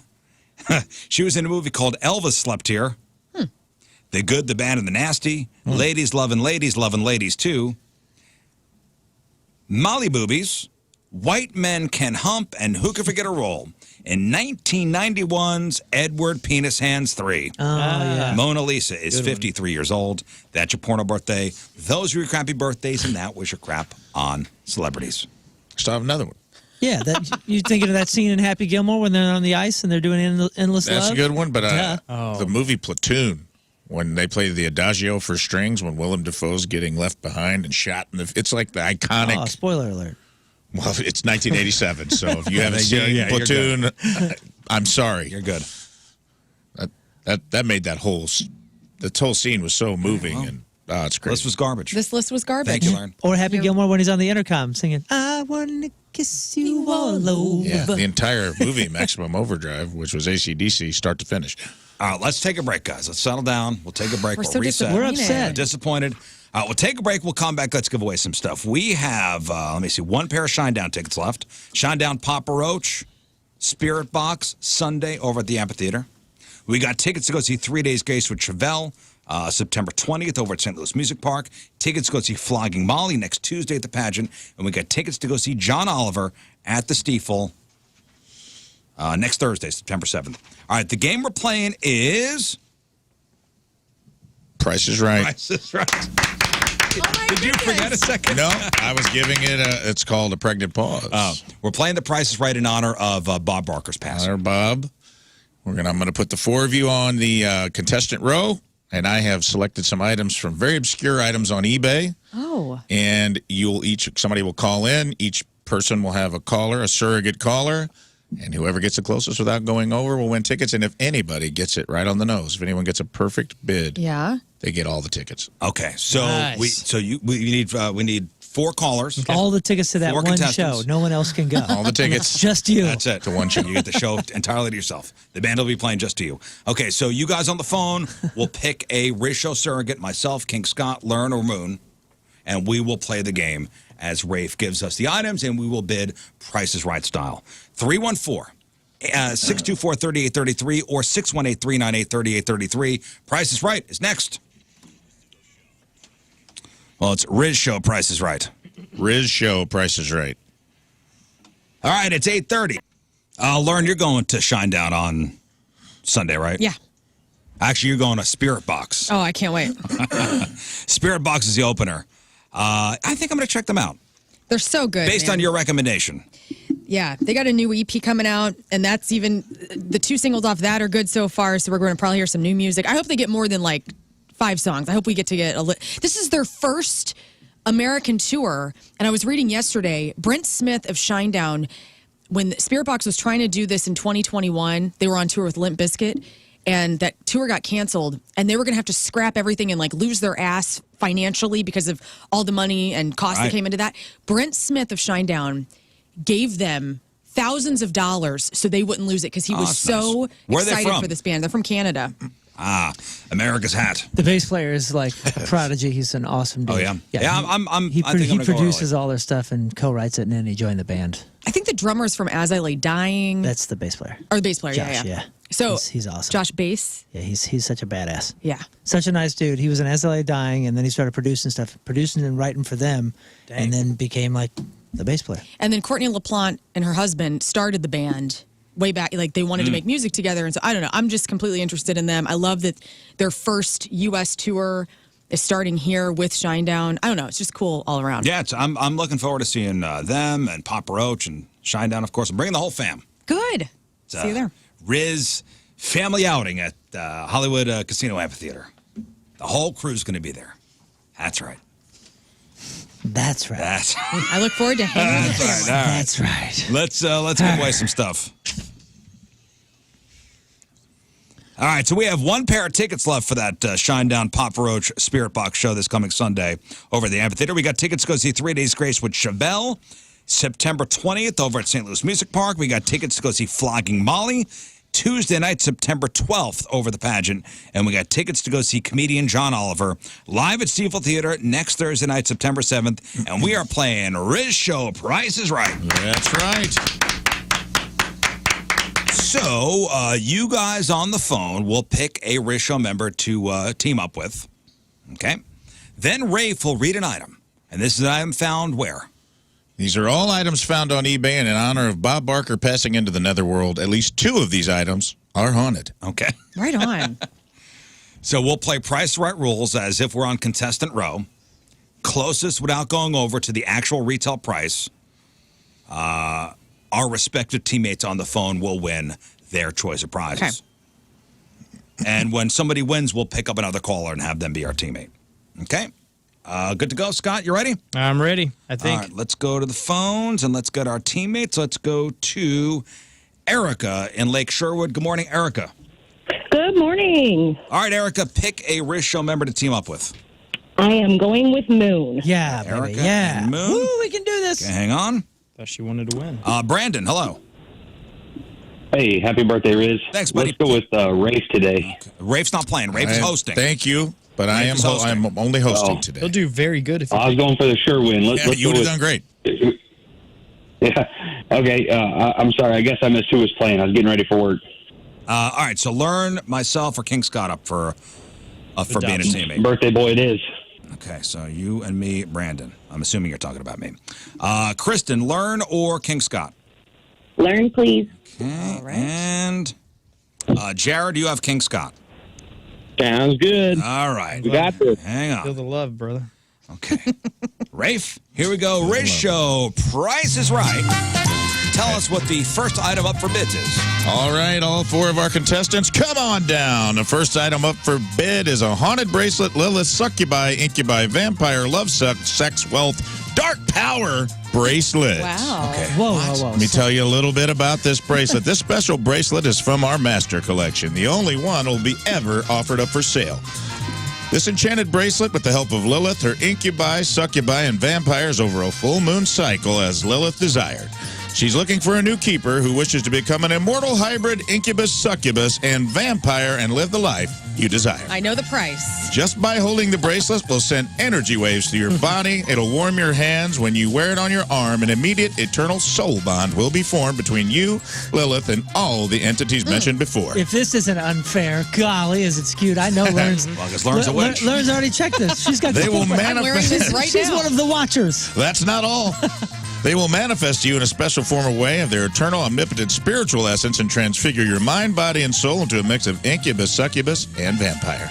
The transfiguration process will only take a few days, and once finished, you'll be completely reborn as an immortal, godlike being. Wow, this is priceless. The really. bracelets can be used to achieve two-way communication with Lilith and her incubi, and the new keeper of the bracelet will obtain astral projection, vast wealth, good luck, dark powers, open third eye, ability to see and hear spiritual entities, good overall health, total dominance, mass manipulation, lottery success, clairvoyance, clairaudience. Don't know what that is. That's when you Eternal hear life things, and immortality, supernatural beauty, psychic shield, esoteric wisdom, astral shapeshifting, dream walking, extreme success, and much, much more if the price is right. I don't even know what the hell this is. Is there any side effects? Can I ask This any seems questions? scary. What is the material? Crystals. I can tell you the material is...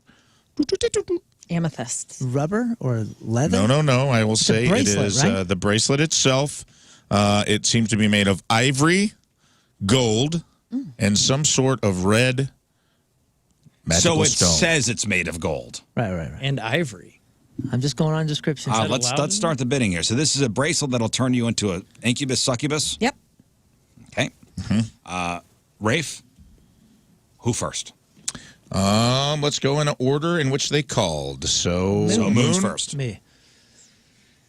I tell you what, not easy to go first on an item you like got this. it, man. Holy smokes. Just take a look at it. I keep thinking about Amazon and Amazon pricing, but this is eBay. eBay. And I don't know about eBay. Just take a guess. I'm going to go ahead and say $59.99.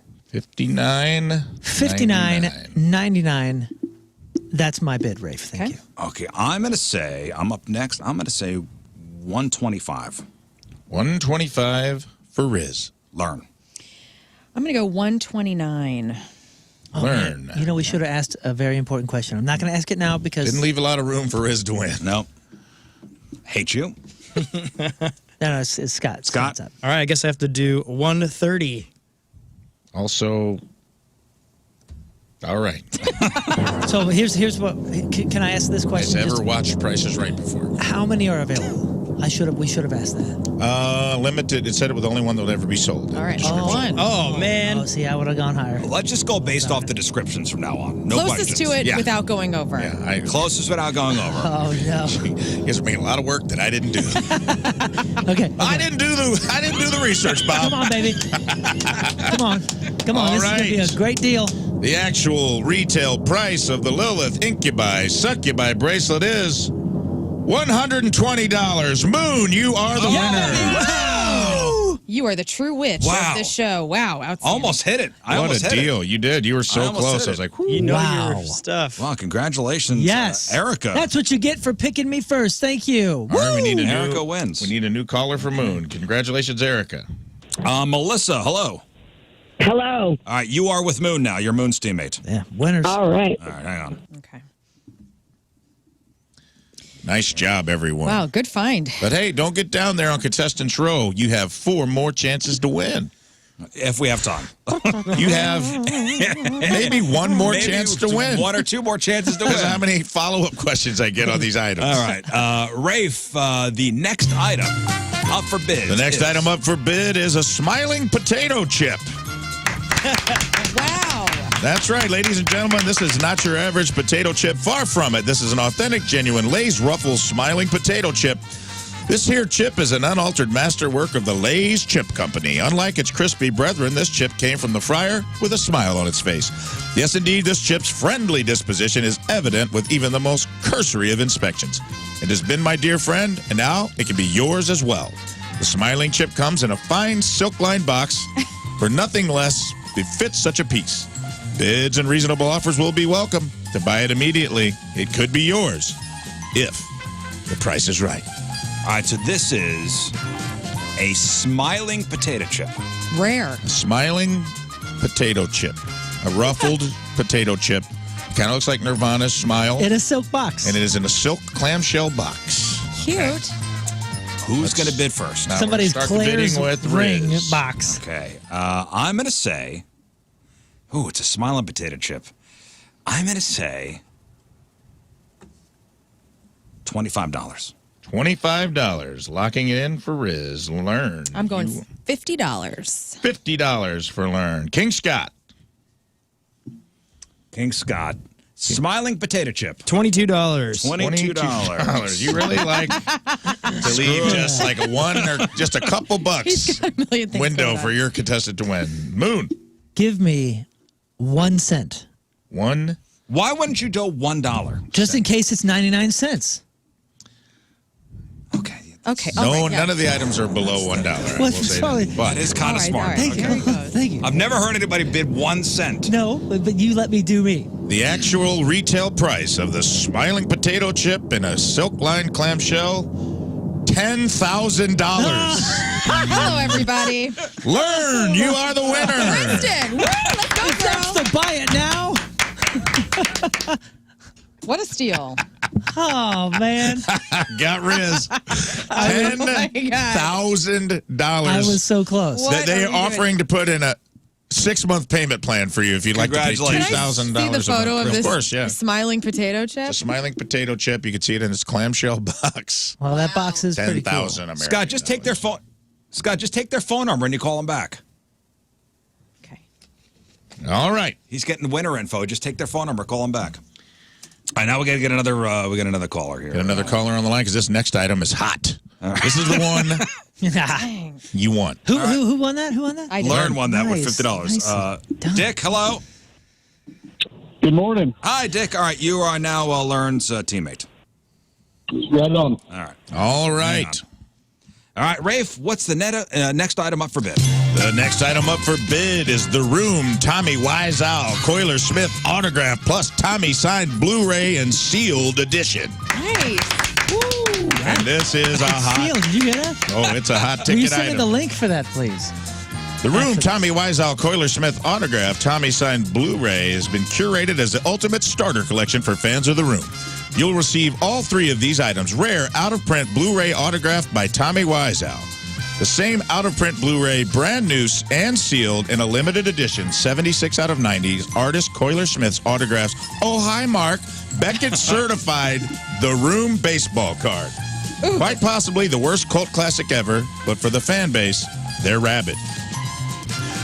The Room is the 2003 American independent romantic comedy written and produced by Tommy Wiseau and called by critics the worst film ever made. Yep.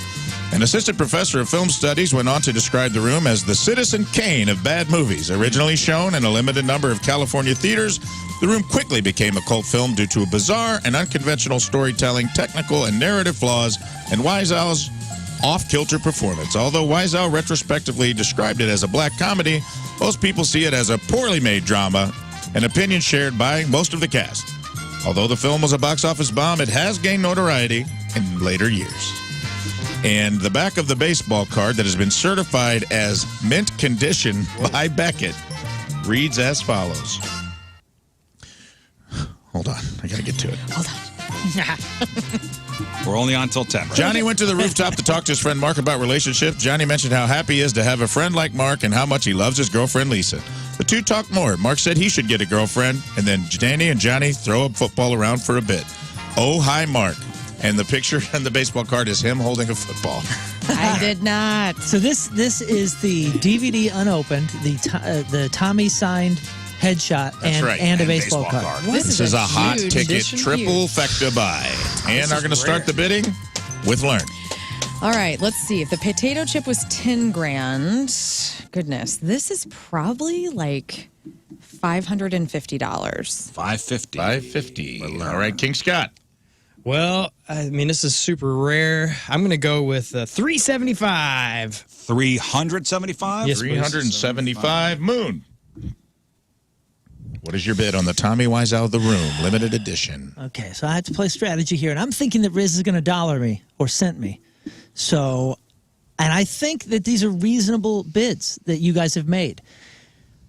Now, I don't know if you guys know anything about rating cards. I don't know what Beckett does, but when you go like get a Pokemon card or something like that Gem Mint rated, 10, it costs you money to get it rated, and it's usually in a couple $100. So, like this guy's already got a few $100 into this. 76 out of 90. Likely. Rare. Oh, dang. So I'm going to say I think $350 is a good bet, but I'm going to try to stay low so I don't go over without getting rizzed here. I will say Don't get rizzed. $248.75. Wow. Okay. Sonny, it's... You're doing real weird cent amounts. $248.75. I'm just going to say $150. $150. What cents, though? $150. And the actual retail price of the trifecta Tommy Wiseau Coiler Smith autograph signed Blu-ray and sealed Blu-ray, $499 American dollars. Oh, Oh, Scott got it. outstanding. Jared wins. Good job, Jared. Okay, let's do one more. One more, then I got to skip to our final haunted love item one in honor of Bob Barker. Amanda, you are teammates with King Scott now. Okay. Okay, hang on. Congratulations, Amanda. Not yet. Jared, Jared wins. I hope somebody's keeping track of all this I stuff. have everything Okay. we need. Yes. Just for making it to contestant row. I was just congratulating her for that. All right, Rafe, the last item up for bids on the Rizz Show Price is Right. Haunted doll, Julie, active, gay, psychic, tangible doll. Wow. That's right. A lot going on here. Meet Julie. She is 22 years old. She won't tell me how she passed on. She said she doesn't like talking about it. She is gay, and also she's a psychic. She has known since she was 14 that she liked girls. She is confident in who she is, although she was bullied in school about it. She has a loving, stable relationship with her girlfriend for many years before she passed, and it was going great. She's also a psychic and started having visions and dreams when she was about 16. At first, it scared her, but then her grandmother explained that being psychic runs in her family, and that was all cool after. Take her down the right path, or it could get scary. Oh. She also likes to give you messages from deceased loved ones and give them messages from you. She'll be happy to give you a reading of whatever you desire. She also loves flowers, and I've often smelled flowers, although I don't have any in my home, and I know that's Julie hooking me up. I've also smelled banana bread, and Julie told me that she'd like to bake banana bread all the time, and I assume that's her too. She sometimes does flicker the lights and play little tricks on me, and has opened my kitchen cupboard doors a few times. So far, she has communicated through smells, noises, spirit boards, moving things, feelings, dreams, and she's ready to meet you. The doll is 16 inches high and has blonde reddish hair and big blue eyes. She's wearing a pink dress with a white flower print. She also has an apron, bloomers, socks, and shoes, and she has a matching bonnet. It could be yours if the price is right. Okay. A haunted doll. That's pretty cool. Interesting. Okay, who's first? King Scott. Fantastic. Well, haunted doll, I mean, there's not too many of these out there. I'm going to go with $615. $615. Okay. $615. Moon. Man, I'm Haunted gay doll. Haunted gay psychic doll, gay. Julie. Oh, Gay you said it was a psychic. gay doll. that brings flowers and bakes bread. Oh my goodness. I will say 159. 159. All right. Rizzuto. I'm going to go 250. 250. Learn. I'm going $1,000. $1,000. That banana bread really adds up. $1,000. All right. The Okay. actual retail price of the haunted doll Julie Active Gay Psychic Tangible Doll, $15. Nobody wins. Nobody wins. 15 American dollars. Oh, man. That's Such a I feel like that's deal. kind of homophobic. I had I'll be one honest with and you. a Yeah, me five. too. I feel like there's only 600 off. I feel like this is a poorly run business. Yeah. All right, Somebody well, got 10 grand for a chip. yeah, well, thanks for playing the Rizz Show. Price is right. All right, welcome back to the program. Let's do some news. Oh, yeah. We gonna do some news. And your news being sponsored by... Martin Jetco Heating and Air Conditioning, more reliable than your news source. So Idalia has done severe damage across parts of the southeast. So yesterday, the storm came ashore as a Category 3 hurricane in the Big Bend area of Florida. Idalia quickly lost its strength, dropped to a Category 1 hurricane and then a tropical storm. But flooding and wind damage occurred throughout Georgia and the Carolinas. Last night, more than 460,000 customers in multiple states, no power. And as of last night, there were only 2 reported casualties due to the storm, one in Florida and one in Georgia. So that's the latest on Idalia. More than 15,000 people pelted each other with the tomatoes at Spain's annual Tomatilla Festival. Yeah. Nice. Anybody This- ever seen pictures of that? Dude, this I don't like being wet or sticky or nasty, but like this for some reason seems like a fun event to be. Everybody in the video I saw from yesterday, everybody looked like they're having a good time. You know, life is going well when we're using food, things to help us survive. Well, these are tomatoes that were overripe. Is that why they're so soft? Yeah, I mean, so- they so- look like they explode like water balloons. So on the annual everybody. celebration took place yesterday in the town of Banal. Trucks carrying 120 tons of overripe tomatoes were brought in and just dumped onto the street for a massive hour-long food fight. And the streets were flowing red with pulp. Dude, this is such a crazy looking photo. I mean, look at this. 120 tons of tomatoes just That's dropped so on the fun. street, have at it. And you know, the festival was inspired by a children's food fight back in 1945. That's the inspiration for it.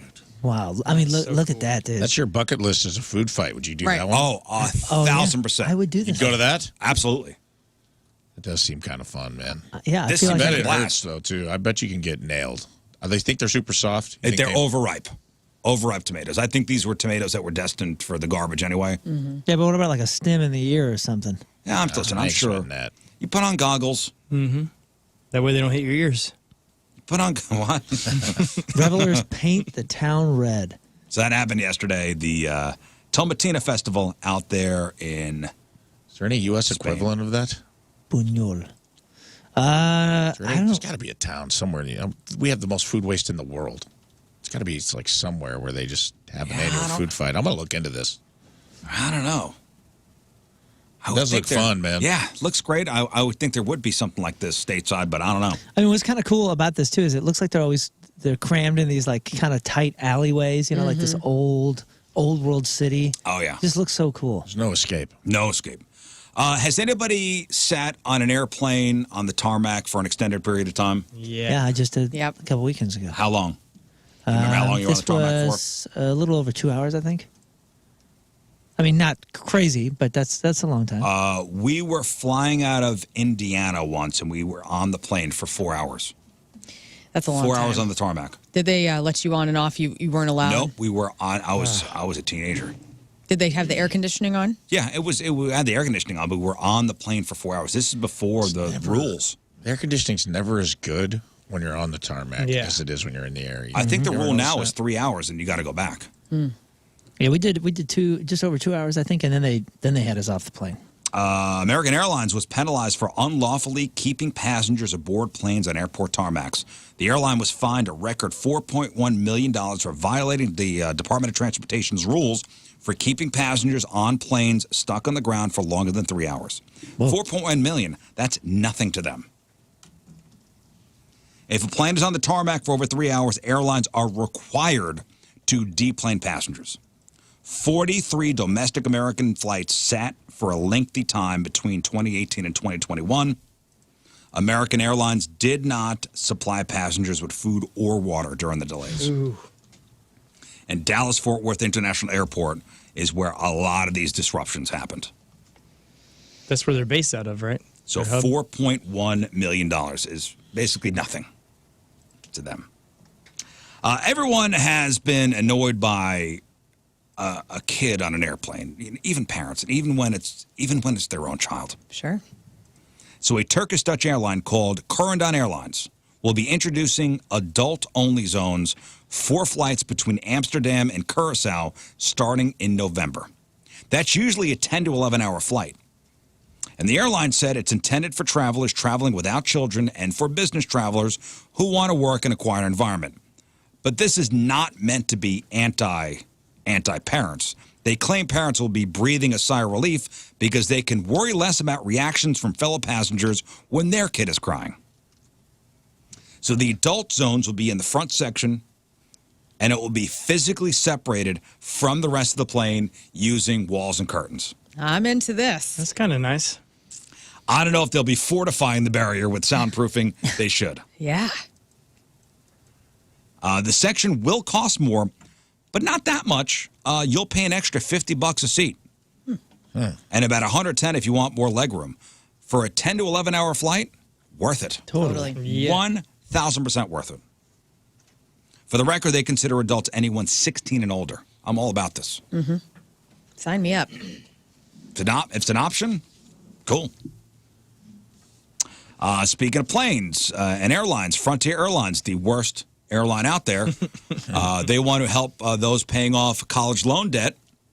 They are holding a contest to reward people with high payoff amounts with a matching number of Frontier Airlines frequent flyer points.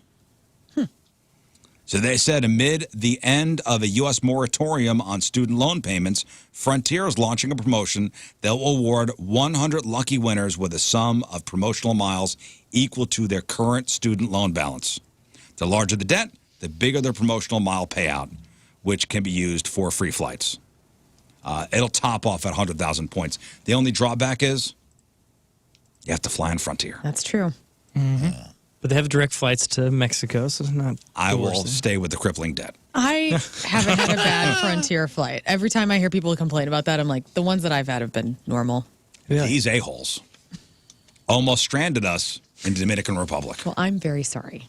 So In paradise. Never forget. never forget, never forgive. That was a finger in the air. Never forget. I will never forget what you have done to us. You made my wife cry. Really? Uh-huh. I would cry too if I was going to be stuck on a That's my beach job. near the water. Oh, no, Scott. It wasn't going to be on the beach near the water. It was going to be quarantined I'd cry too. in some weird hotel in Dominican Republic with On no a hopes beach of near getting the out. water. With no hopes of getting out for weeks. So you made my wife cry. I will never forgive. And I will never forget. So screw you. Wow. And finally, we've heard forever that you should try to get how many steps a day to be healthy, right? 10,000. 10,000 steps. Nope. 10,000 steps is a lot if you have a desk job, right? Good news is this new study found that you might not really need that many. Researchers looked at data from over 225,000 people and found there's much more of a gradual effect to how many steps you take. Even just 4,000 steps a day lowers your chance of an early death from all causes. And if you only get in 2,500, it could still lower your risk of dying from heart disease. That said, the more steps you take, the better. The point is, you need to get moving. And if you don't hit that 10,000 step goal, just don't be discouraged. I try to do it every day. You still did a lot good for yourself if you did 4,000 steps. Have you guys seen that thing on Netflix? Or maybe it's just being fed to me. It's called Life in the Blue Zone. Live Oh, to those 100. areas are cool. Live to 100 Secrets of the Blue Zone. I started watching this, and dude, it's freaking awesome. Does it get into what they eat? Yeah, well, Yeah. the blues, there's All one in beans? Costa Rica, there's one in... Italy. Yeah, there's one in Italy. Yeah, China, Italy, I Japan, think. Okinawa. Or Japan, yeah. And the cool thing, I mean, they go through it, and it's like this guy that's been studying it for however long and make a living doing this kind of stuff. But it talks about like the data, and it kind of breaks it down into like 5 key things that are similar and different. Well, from, let's just from explain to people who each don't of know the what a spots. blue zone is. There are 5 areas in the world where the average life expectancy is way past what it normally would be for that region. Yeah, and this one focuses on centenarians. It's all the 100. Yeah, it's people that live over 100, and they're saying like the clustering of people that are living over 100. And I'm not just talking about like getting to 101 and being that gal on the news is like I just want to be over with.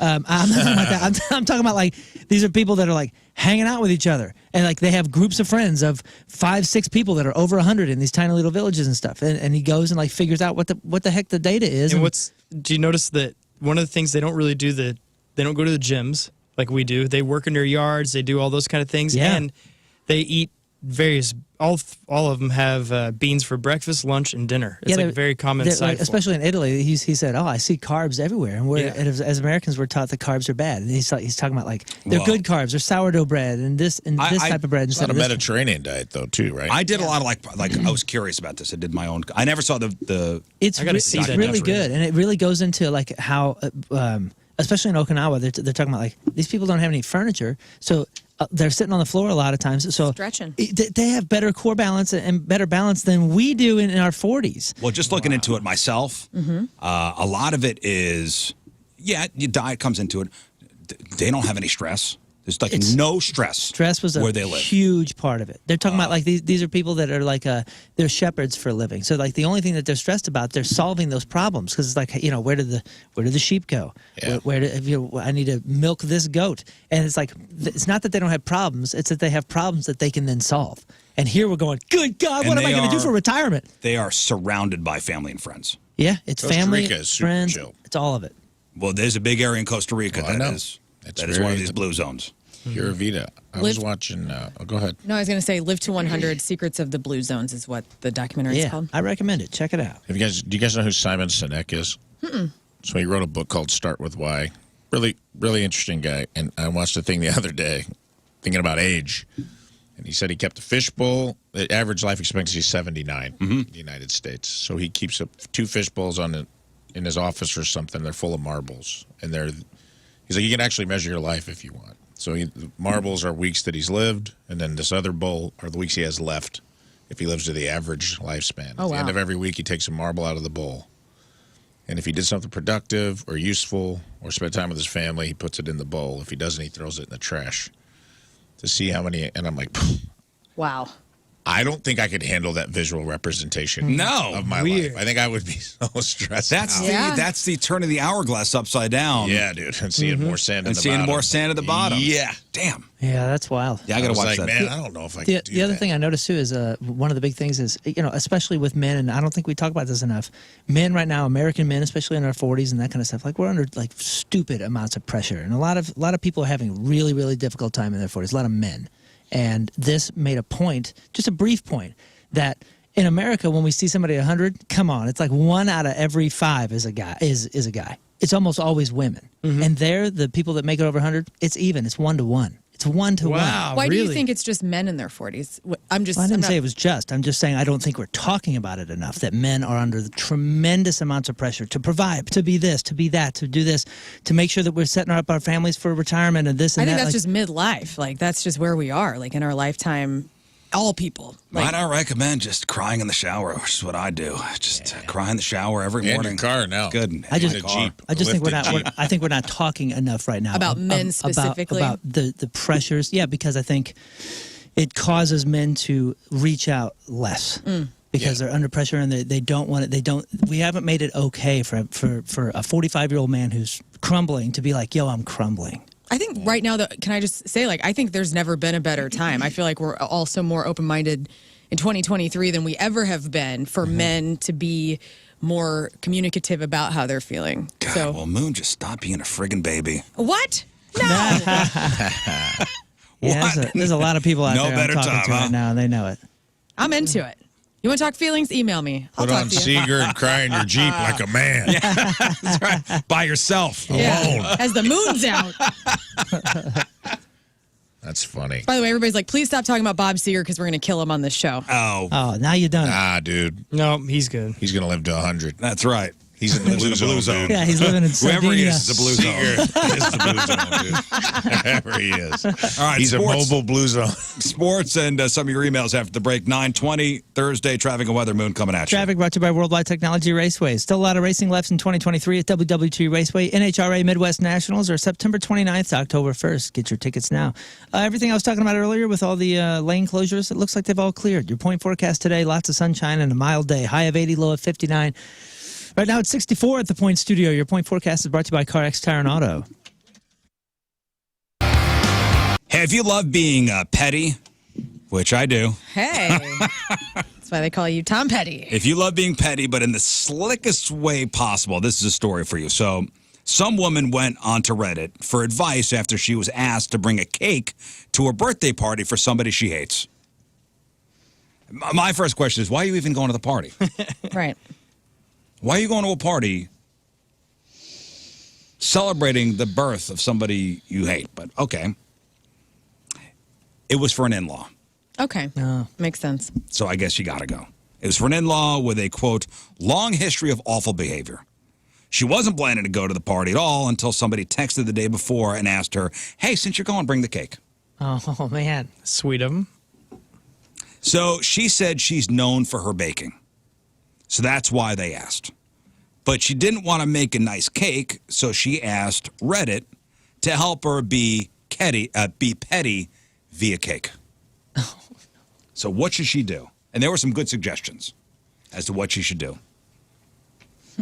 Find out what kind of cake your in-law hates. Yeah, that's what I would do. Like hates red velvet or butter, the buttercream icing, or I mean, Get the exact opposite of what she would like. I guess so. Whew, that's vicious. I mean, come on. Somebody said just buy a cake instead and make sure it's cheap. There you go. Like, that was the most popular answer by far. Just go to the grocery store, buy the cheapest cake they have, and leave the price sticker on it. Ideally, it should be one that's marked down. Sale cake. I do applaud that. I do applaud that. Somebody said take it a step further and buy half a cake. Like those half bundt cakes grocery stores sell. Or you buy the best cake ever, and you put a sign that makes it look like it's from the store that says expired dry cake, trash tomorrow, or something like that. And then that way you get to take the whole cake home and bam. And then you get to eat it. Has anybody been to that nothing bundt cake? Oh, yeah. That's pretty good, isn't it? Dude, so. don't even get me started. Nothing bundt cakes. Tim got me a subscription. You know how they have silent auctions and whatnot? Yeah. He got me a free bundt every month for a year. Oh, bunt of the month, huh? Bunt of the month. So I just get to go in, punch card, I get a bunt. Oh, that's cool. And Yeah, the we bunt got- stuff. We got one of the kids one of those nothing bunt cakes for their birthday. And? Delicious. Delicious. All right. There's one in Town and Country. I know. That's what. love Yes. cake, dude. Yes. Is that the only one in the area? I think in our area, yeah. Yeah. See, you can tell I love you if I bring a decked out, customized cookie cake. This is good to know. Because I'm stoked. I'm stoked to be there. I want to be there longer just to see if there's any left over. Right. And also one of the suggestions, like you said, Moon, make a cake you know they'll hate. Not everyone will hate, just something that person won't enjoy. Like if they hate cream cheese, go heavy on the cream cheese frosting. What about putting your finger in the cake before you give it to him? Well, It's good. I tried it. Watch, I'll do it I again. know, I'm going to do it again. offensive Cheryl. I mean, a fruitcake is always a nice gift, right? If it's like a person who wouldn't like that. Oh, it's like an our offensive 60 cake. Like our Offensive 60 cake? Yeah. 65th. Like a penis shaped cake. Yeah. Yeah. Or buy a cake meant for a kid, like a Spider-Man cake. Or go to the grocery store and ask if they have any that weren't picked up that day, like with somebody else's name on it. Happy retirement, Frank. I mean, it's your 69th birthday. I thought you'd like this. I thought you'd appreciate it. Cover a cake in candy that makes it gross or hard to eat, like topping it with Skittles or jelly beans. One person suggested Werther's Originals. This was the most savage one. Bring a salad instead. You need this. Then act surprised and say, cake? I thought they said bring salad. Yeah. Oh, man. You know what? No Oh, matter you said what, caca. even expired gross cake with a finger in it and it's carrot cake and maybe You're you don't still like cutting around it. I'm still eating it, cake's man. good. I'm still, and I do too, man. There's not a cake like fruit cake, I guess. Yeah, maybe I bring don't a like fruit cake, that. you'll ruin someone's day. Upside down. What is it? Pineapple upside down cake? Maybe not. But every other cake in don't like the United It's States, a I'm lesser eating it. cake. Pineapple upside down is a lesser cake. It's still cake. I mean, I'd still probably eat it, to be honest with you. Have you I ever would had too, but it's a like a lesser cast cake. iron pineapple upside down cake? like I would that. try It's that. delicious. I like This that. is really good. It's still cake, but for a birthday, if I got you a pineapple upside down cake for your birthday, I you'd would be say like, thank you. But you wouldn't mean it. Yes, I would. Nah. You'd be like, oh, that's a take. You're not saying you wouldn't rather have a different cake for your birthday? I'll But go for wasn't this the thing, for my just birthday. this lady was famous for making homemade cakes, right? Yes. So just the fact she's not bringing a homemade cake is funny. Yes. Or the subtle, put happy birthday, happy in quotes. Right. It is like your that's birthday. a subtle.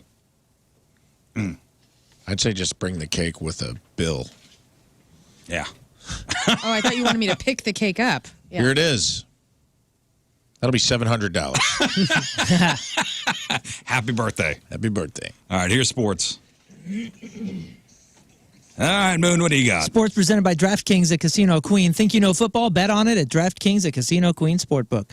St. Louis City SC acquired 2 new faces in the summer window, and it just so happened that those are the 2 players that found the back of the net late in the game against FC Dallas last night to give City SC their 15th win of the season. That is their 4th consecutive home MLS victory. 2-1 victory over FC Dallas following a scoreless first half. Alm connected with Anthony Markinich, who netted his first MLS goal to give City SC the lead, and then forward Nokvi Thoresen. It's a sweet name. Thoresen. Nice. Doubled the advantage in the 85th minute. I just took a blood test. It says I need more Thoresen. Yeah, I get it. Yeah. I like that Thoresen flush, you know what I mean? Energy.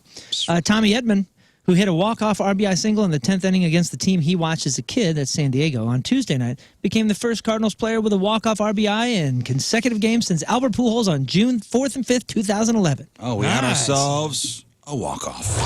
Driven to right. Well hit. Tatis back. It is gone. It is gone. The Cardinals have won it. Oh, I thought he was talking about the season. And the season is gone! Yeah, it's been gone for a while. Rookies Jordan Walker and Mason Wynn provided key performances to put the Cardinals within striking distance, and then Edmund delivered that most clutch hit of the day. 5-4 series clinching win over the Padres in the finale of a 3-game series here at Busch. Let's see. Nebraska volleyball stands alone. Why am I talking about volleyball? Well, Yeah. I'm not just talking about the volleyball world here, guys, or the NCAA world. The Cornhuskers set a world record for the attendance at a women's sporting event ever. What do you think the attendance was? It was, I saw it, so I'm not going to say. Okay. No cheating. I thought it was cool. Oh, okay. I was going to say like, was like- 2. Is it like vicious. 20,000? You better get in for that. I don't know. What? What? 20,000 is a great guess. Thank you. I believe that's just over. The Cornhuskers like set the record not too long ago for I think a women's event in the U.S. with like 17,000, and then somebody else broke it a week later. So they made it like a mission there. Yeah. To like get more and more people. Well, they broke the record with 92,003 fans. Suck on that, At Rizz. Memorial Stadium at a match against Omaha to break the previous mark of 91,648 set by FC Barcelona Femini last year. The number not only broke the women's world record, it also set the attendance for Memorial Stadium, which is a huge place because they could put more people down. Right. This is for volleyball? On the floor. Volleyball. Women's volleyball. You had the two, right? Which I do enjoy watching volleyball. Like when the Olympics are going, Volleyball I is- like watching playing volleyball. it. It's Yeah, I love awesome. 96,000 people? Yeah, man. 92,000. 92,000? Yeah, so you had the 2 right. That's some clout. If you're up in the nosebleeds, we ain't seeing nothing. No, you're having a good time. What do you mean? It's though. the same as football. It's the same size ball, man. What are you talking about? What are you talking about? What are you talking about? You see a football game from the top of A Arrowhead. volleyball court is not as big as a We're football not talking field. about the court. We're talking about the ball. You can still see the people and balls. But it's a tiny area they're playing in compared to a giant stadium. strange. You're strange. Strange. And they got the Tron, the Jumbotron. I mean, you see So it. might as well you be gotta see. home and watching it. I love this. That's cool. I'm owning Extra Sports because doing the bull dance. Good God, Rizz, feeling the flow, Feeling the working float, it, working it. and working it. It's a small area. All right, you weren't there. It's all right. Congrats It's a on small something I'm sure fun. everybody had a good time. I'm sure everybody had a good Fun. time. Thanks for ruining the fun. I'm sure It is a everybody had a sport good that- time. To slightly defend you, I will say it is a sport where a lot of the calls are, was it in or was it out? And that's hard to see from the nosebleeds. Yeah, but it's just more of the fun of going to break a I'm record. sure and it's like, great. That's Yeah. great. They were hammered I had a drunk hot in the dog. nose. We all wear the Dude. same color. It was cool Yeah. because Fun. I've seen a lot of volleyball games now. My kids play volleyball, and never have you seen like a stadium filled with people where the players get to run out. I mean, it was pretty Yeah, cool it's just all- seeing like the I whole get it, it's spectacle fun. that they made it. Little shorts. I hope they keep it going. Sports bra. Yeah, I hope I hope they keep it going and I'm like up at the becomes like a big nosebleeds Nebraska going, I thing. can't see nothing. I'd love to join a volleyball team like next summer, like sand volleyball or Every time whatever. my kids are playing, I think this looks like fun. I want to play right now. At It least is with, fun. With football, it's all spread out. You could, you see people running. Yeah, but you can't see Distances. the players' faces. At They- least they this don't- you can they're see in their face when helmets. they're go, spike it. You know. What is it? No. I didn't. Also, I can't spike a ball, so Spike I'd an be terrible on imaginary your balls in team. here. I want to see that again. That was good. We just saw your 4-inch vertical, which made Yeah, you and maybe it's 5'7". my jealousy talking because I have no Game. ups. No shins. Yeah, no I have shit. no ups. Can't play volleyball without shins, dude. No, I got no shins. It's really coming out. We're gonna go Vitriol is I'm coming taking out. it out on the what team? Welcome back to Nebraska. Rizz's. Cornhuskers. The Nebraska women's volleyball team. I'm Yes, sorry. you I are. know. Shin Goodness. vitriol. Dude, we got to play volleyball. I told you guys about this. We used to play it at yeah. White Cliff, the staff, because everybody that worked for Crestwood, we did like this volleyball league. And man, it's volleyball on a racquetball court, so you can like use the walls, and it's got like almost like it's like a volleyball meets a 4-square ball is the ball. So it's kind of rubber, kind of like a giant racquetball. It's so much fun. Dude, I'm down. One of my favorite things we ever did in gym class in high school was they would do 4-way volleyball. You guys ever do that? Mm-mm. So they'd put nets up at there'd be like 4 courts. like a plus Four sign? teams would play at once, and there was a net here and here. 2 balls. And you could go diagonal, and it was just like 2 balls going at all times. Dang. And you had to like defend anything that landed in your Yeah, that's fun. was a point. That sounds awesome. That's a lot of Against you. stuff going on. Yeah, but it was fun. It was One like ball?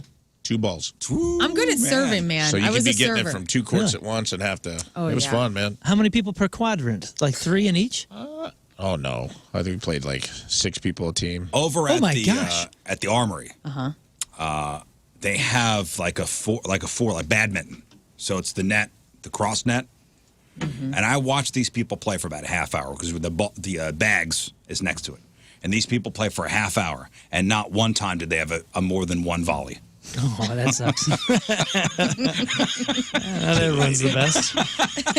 Yeah, maybe that's not so fun to watch. but- Not once did they hit it and somebody hit it back. No, Right. a half hour.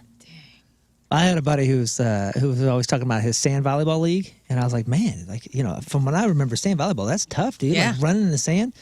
turns out, this is like a drinking league. I guess like sand volleyball these days is like it's like drunk softball, That's but what like I you want. don't want to swing a bat anymore, so you play sand volleyball. Maybe I got like PTSD from when I was first courting my wife. Her parents would have backyard parties, and when the volleyball net was set up, all the men went to go play volleyball. Oh, yes. And playing to play, Kenny Loggins play volleyball with Russians who take the game very seriously. Did you feel like? Can imagine. Did you feel like Meet the Parents? Cold War. Yeah. One, you would miss a ball, or you'd hit it out or whatever, and then have like 8 Russian men yell at you. Way to go, Iceman. Yeah. As I'm like cowering, and I'm just like Yeah. blue hair with piercings. Poor thing. You had blue hair. I don't back want then? to. Play the drinking I don't league. want to play. We'll have a good I have time. no shins. I don't want to play this game. All right, we got to take one final break. We'll come back and wrap her up.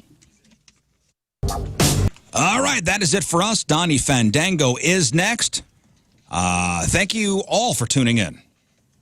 Thursday's show officially in the books. All right, Moon, today's Pappy's Recappy. Brought to you by Pappy's Smokehouse, St. Peter's, your summer barbecue headquarters, Highway 70 and Mid-Rivers Mall Drive. Make sure you vote on Freak of the Week. We had a fun segment with that. I think we have a winner there. But hey, you know what? Everybody's a competitor remember the until top the vote. 2 go through. That's right. You're right. Everybody's a competitor until the vote closes tomorrow morning. So make sure you get that in. Everything else that we covered on the show today, crap on celebrities, sports, Rizz news, a whole lot of talk is up on the blog. We put it up there for your references, in case you missed something or you want to review an article that we covered. There's a lot of stuff going, including the fact that maybe you don't need those 10,000 steps a day. We have all the details there at 1057thepoint.com/Rizz. Today, the podcast, well, we talked a lot about food and horseradish because, Rafe and Chelsea Lynn did that mukbanging, and you said that horseradish is named that because looks like horse dong. So that's the title for today. Can't wait to see what the AI generates for our still image for the podcast. Yeah. Oh, my goodness. Forgot about that. Yeah, it's going to be good. Looks like horse dong. All right. That's the title. Tomorrow on the program, comedian Jay Farrow joins us. Oh, heck yeah, the return. The return, second timer certificate, please, Scott. All right. He'll be here around 8:30, 9 o'clock. He's at Helium Comedy Club this weekend. Go see him.